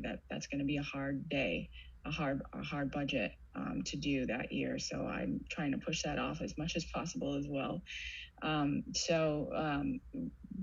tend to just, when I present data, try to prioritize a lot of things. You know, if we need to come up with $400,000, which essentially is the constraint with the finance committee's goal, what are we buying for the $400,000? I guess there's just a difference of opinion that you said you're going to build it out with 2.5% and see what we need to do to reduce it to 1.75%. My suggestion was we build it at 1.75% and say, what did we have to cut because we didn't do it at 2.5%? It's probably a philosophical approach, but I think it's kind of telling the finance committee we did our best to look with what you suggested, as opposed to saying, kind of ignored you, but if you wanted to do it here, you know, and I used this example the other night, it's kind of the old, you know, well, we're going to cut out music and art because that's the only way to balance the budget. I mean, that's not really what we want to do. Anyway, thank you, though. I appreciate your effort. Any other questions for Jennifer? Well, I guess I'll just ask this one. I know you don't know the numbers, but you know, I drive by Wolfstone Fields now, and they're starting to grow. They look gorgeous, and I know people are pretty excited about using them. You know, when people from the town vote for something like that, you know, there's some controversy because some people know it's going to cost us more money, and other folks say it's going to be worth the price. But when we look at the number of users and the user fee, how big of a bite are we going to take out of that increase in cost? I mean, you probably don't have any idea about how many users actually are involved in using that field, right? I don't have the totals, but when I was talking to the Parks Department director, we charge about $3 per user now, and she was looking at upwards between $15 and $20 per user. So that's how much of the gap is. Wow, that's a big gap. And then, so then I guess we look at other events that we have, you know, like different jamborees and so forth. And I wonder if, you know, that might be another way to cover some of the costs, you know, because user fees from the people who come to visit our town to use our wonderful fields. But yeah, that's a bit of a hard one to swallow. But that's what other towns do. They you know, they focus on tournaments. They focus on you know, bringing the outsiders in and pretty much paying for their maintenance that way. Mm-hmm. Okay. We're going to get a chance, Tom, to talk to it on our next agenda item. Oh, okay. Yes. Well, that's right. It is. I know. I don't remember them talking about how much the user fees were going to be on that, but all right. Well, thank you. Thank you.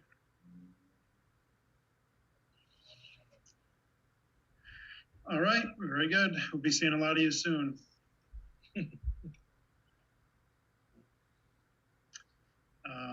We have to accept the budget assumptions. Oh, we do? Okay. So they can prepare a budget. Go for it. I'm still concerned about the budget assumption of a 2.5% increase. That was my point. I'd much rather see us prepare a budget with 1.75. That's why I comment on. I mean, we're just headed down the road for a battle, you know, and I'm very concerned about that. And again, ultimately, we're going to end up where we end up. The question is, do you prepare it with 2.5% and say, gee, you know, if we want to get to 1.75%, we're going to have to cut X, Y, and Z? Or do you say it's at 1.75% because we cut X, Y, and Z? And if you want to restore those, you got to accept the 2.5%, you know, tax increase. That's the difference, and it's a big deal to the finance committee. It's less of a deal to me, I think. But the battle with the finance committee isn't something I'm willing to get into. More importantly, you know, we look at our capital budget expansion and some of those other things that we've been, you know, I mean, a couple of years ago, I think it was 2 or 3 years ago, we reduced our contribution to OPEB. Isn't that right, Tom? You know, for 1 year because we just didn't have the money, or we deferred it till the spring to see if it was if we could do it with free cash or something, I think that's what we did, you know.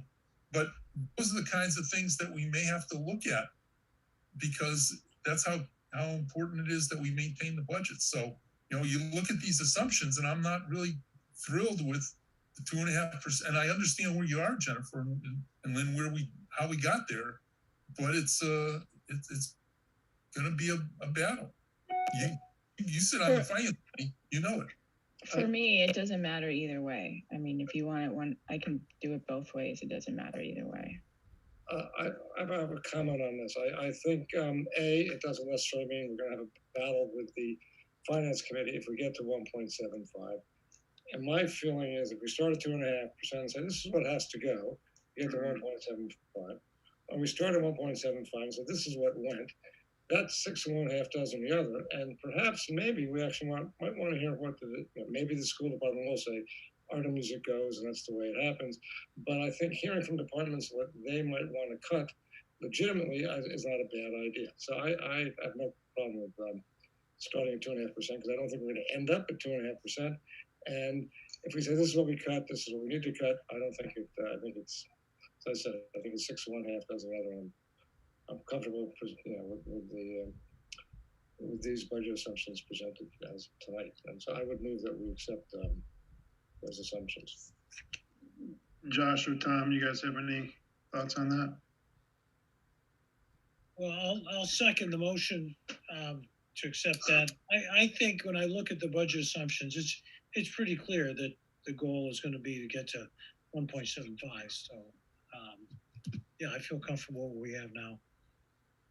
Yeah, and I agree with pretty much everything Steve said. I think we should start out at 2.5% so we can illustrate to the residents, what we have to cut back in that, 3/4 of a percent. I think it'd be illustrative of the process and the issues that we have to, the decisions we have to make when we're talking about such a tight budget.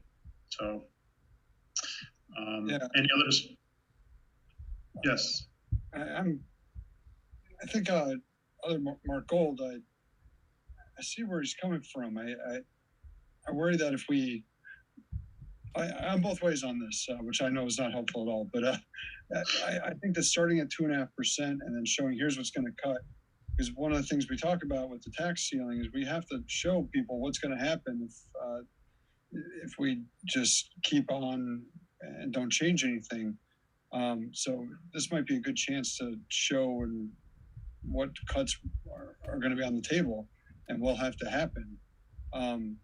But I do worry that we're coming into it with the higher assumption, and it's going to be hard to scale back. But again, what Tom said, I do see that 1.75 is the goal. It's clear from that, but it does seem a little dangerous to me to start at 2.5.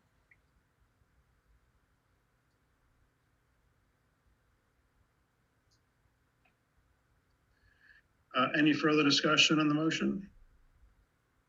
So, Mark, I just pulling out of Jennifer's report that the difference between 1.75% and 2.5% is $400,000, right? $396,166. So it's $400,000. And the question always comes down to, if you start at the higher, do you have the fiscal fortitude to cut? Whereas if you start at the lower number, you've got to justify the increases. I mean, one way or another, I think I agree with Josh. If you start at the higher number, this town has not proven the fiscal fortitude to cut it, other than get to a fight at the town meeting. I mean, as a practical matter, we're just going to be cutting capital projects, right? Totaling whatever it's got a total. Most likely, or historically, yes, but we could not necessarily. I mean, that's those are the low-hanging fruits, and those are the ones that are more flexible.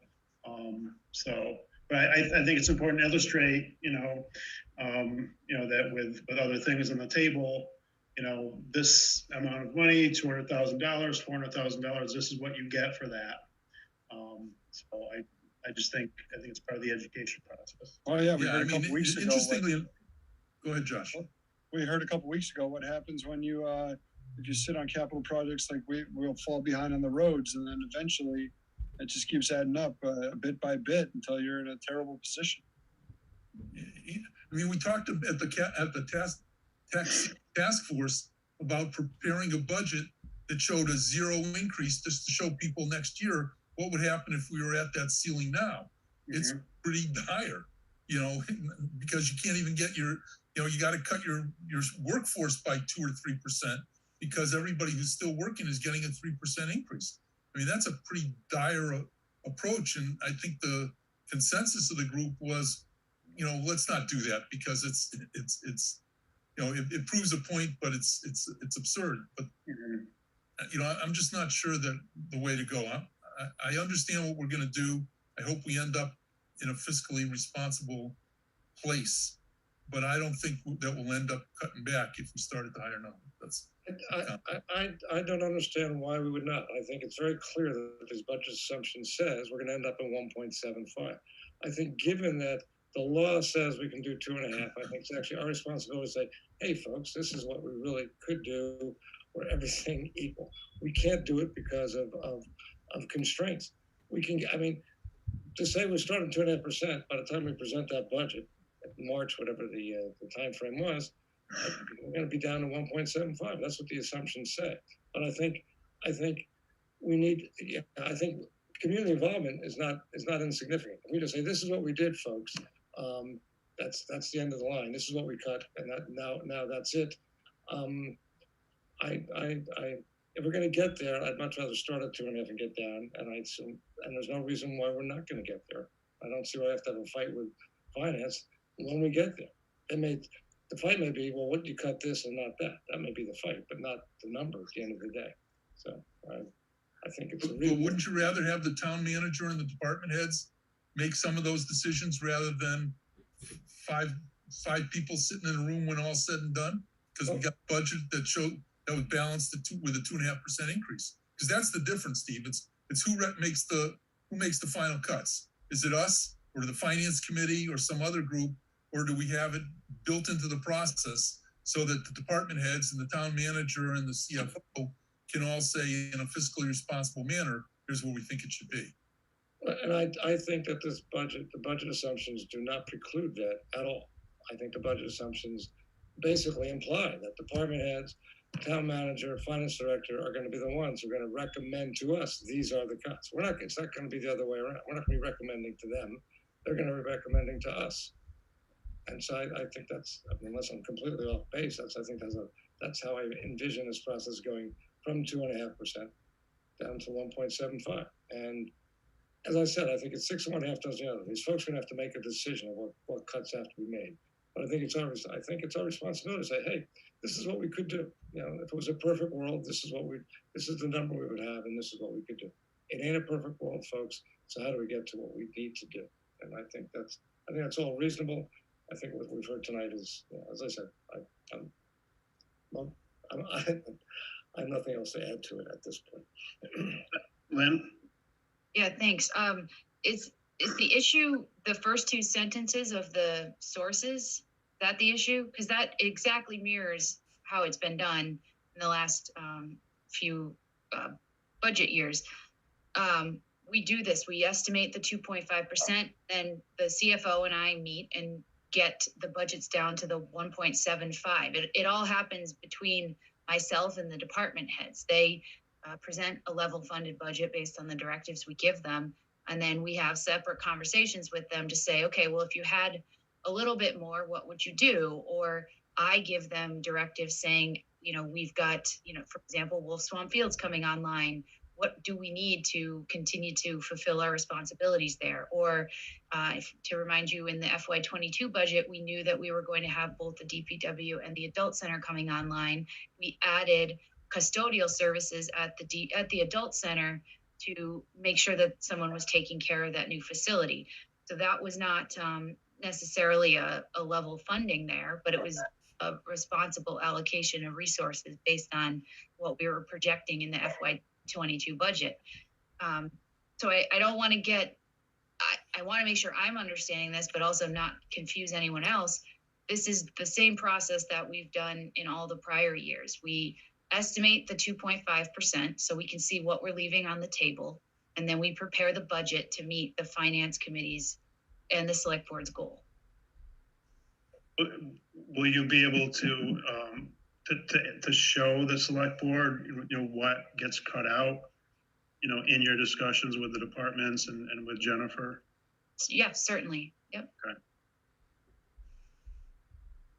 Yep. And if the select board has goals that they would like us to try to weave into the budget, it'd be helpful to know those as well. And I think that's also part of this conversation. And it's definitely part of the joint meeting with finance committee and school committee, so that we can all say, what do we want to see out of this next budget? And what do we know we need to meet?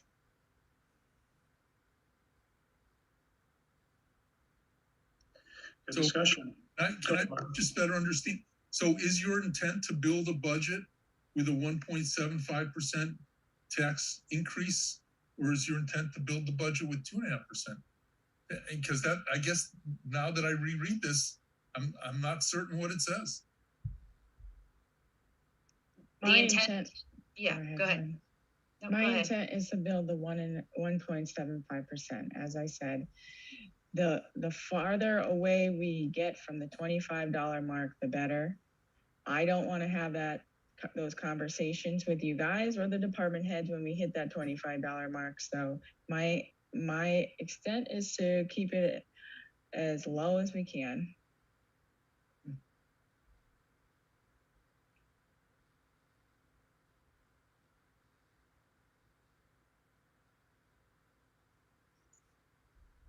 Anything else?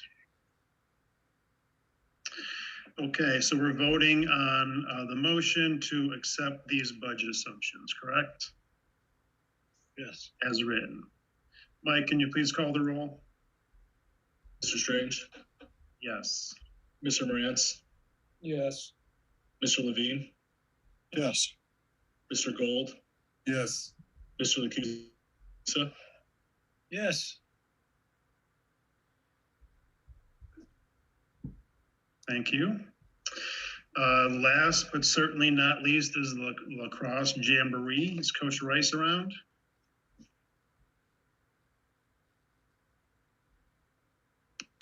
Yep, I'm moving him in now.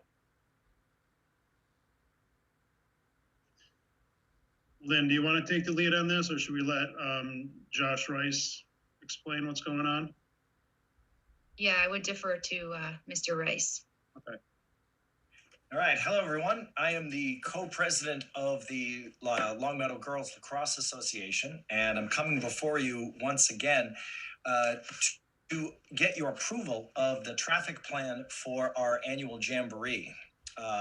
This is the same plan that your body approved 2 years ago for the middle of the fields, but there are some things that are better about it this year.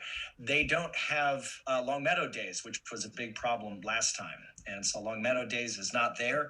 And I attached the plan to it, so you should have had that documentation. This is the plan that I worked up with Sergeant Mazzaferro of the Longmeadow Police Department, and it shows where Bliss Road would be closed. We are going to have approximately 1,800 to 2,000 people here at the tournament, pending any bad news with COVID. We look like we're going forward with this. And the police closures, the police will be stationed in 3 places on the map. You can see the blue right by Bliss Court, right at the end of Blueberry Hill Road, and then at Williams and Grassy Gutter.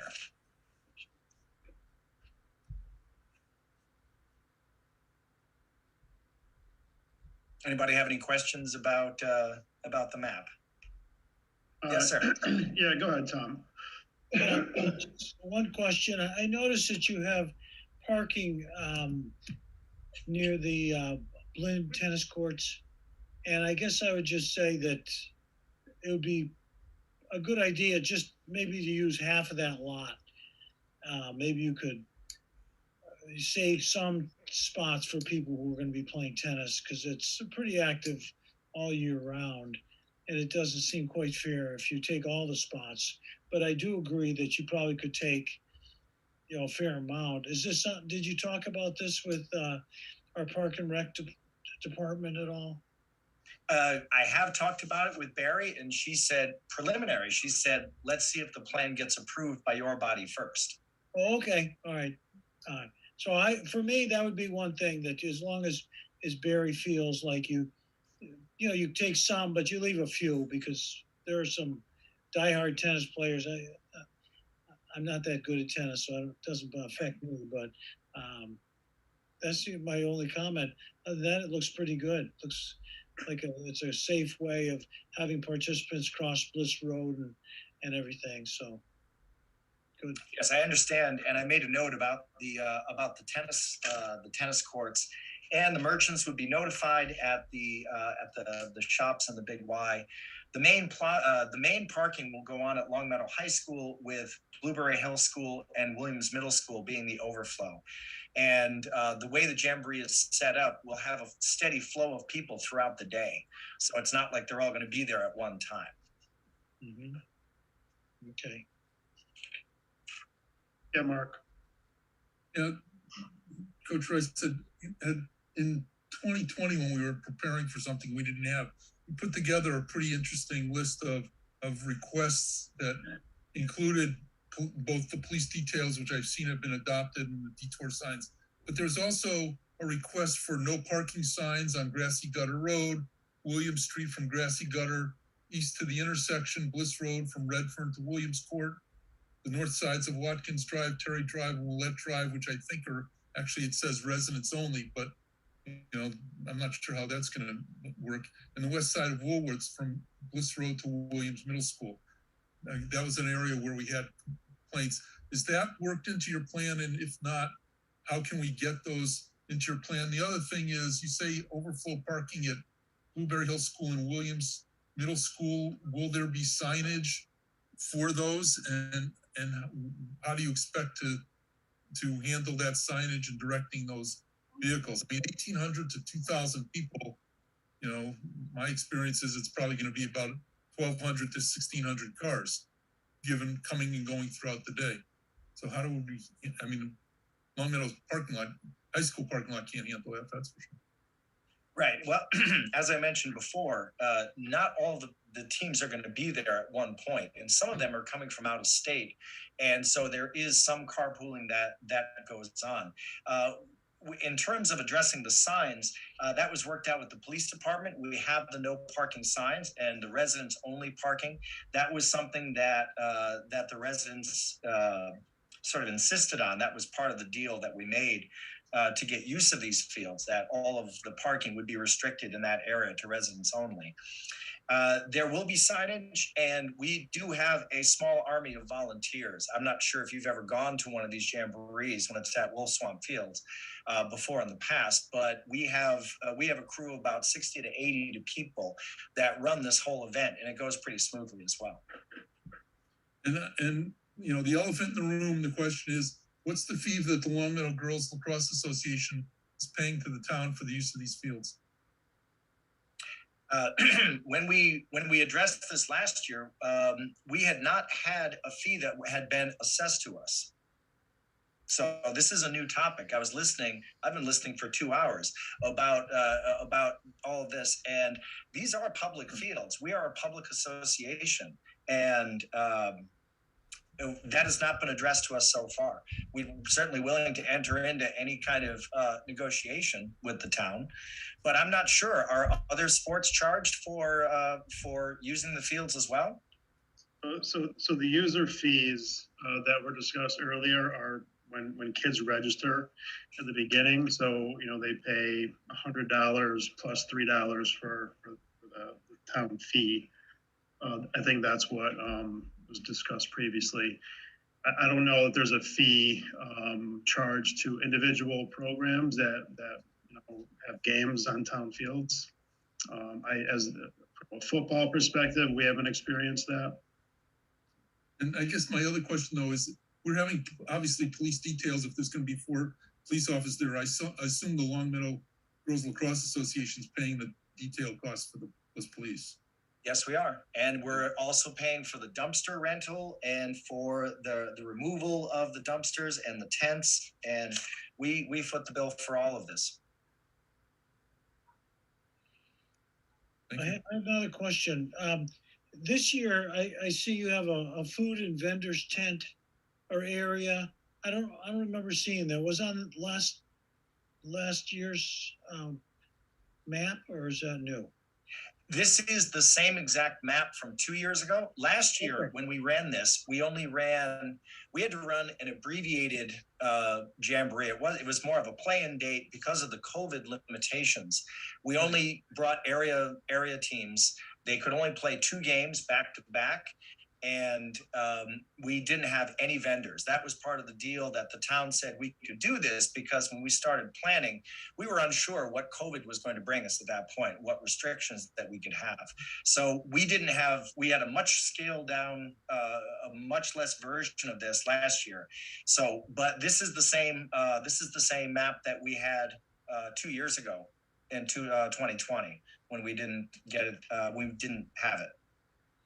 Okay, and so in terms of food and vendors, is that a way for your club to do fundraising? Do you sell food, or do you have outside trucks come? We have outside trucks come in. We do get a portion of the concession to the food, but and the same thing with the vendors. But for the most part, it's there for them. We do get a percentage of that. Yes. Okay, just curious.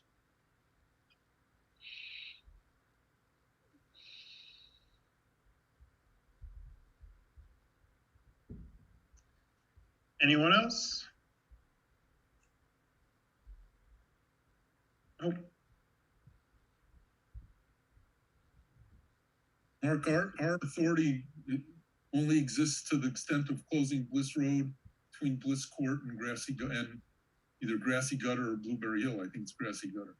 Okay, thanks, Mark. That's all the authority we have on this. Yeah, okay.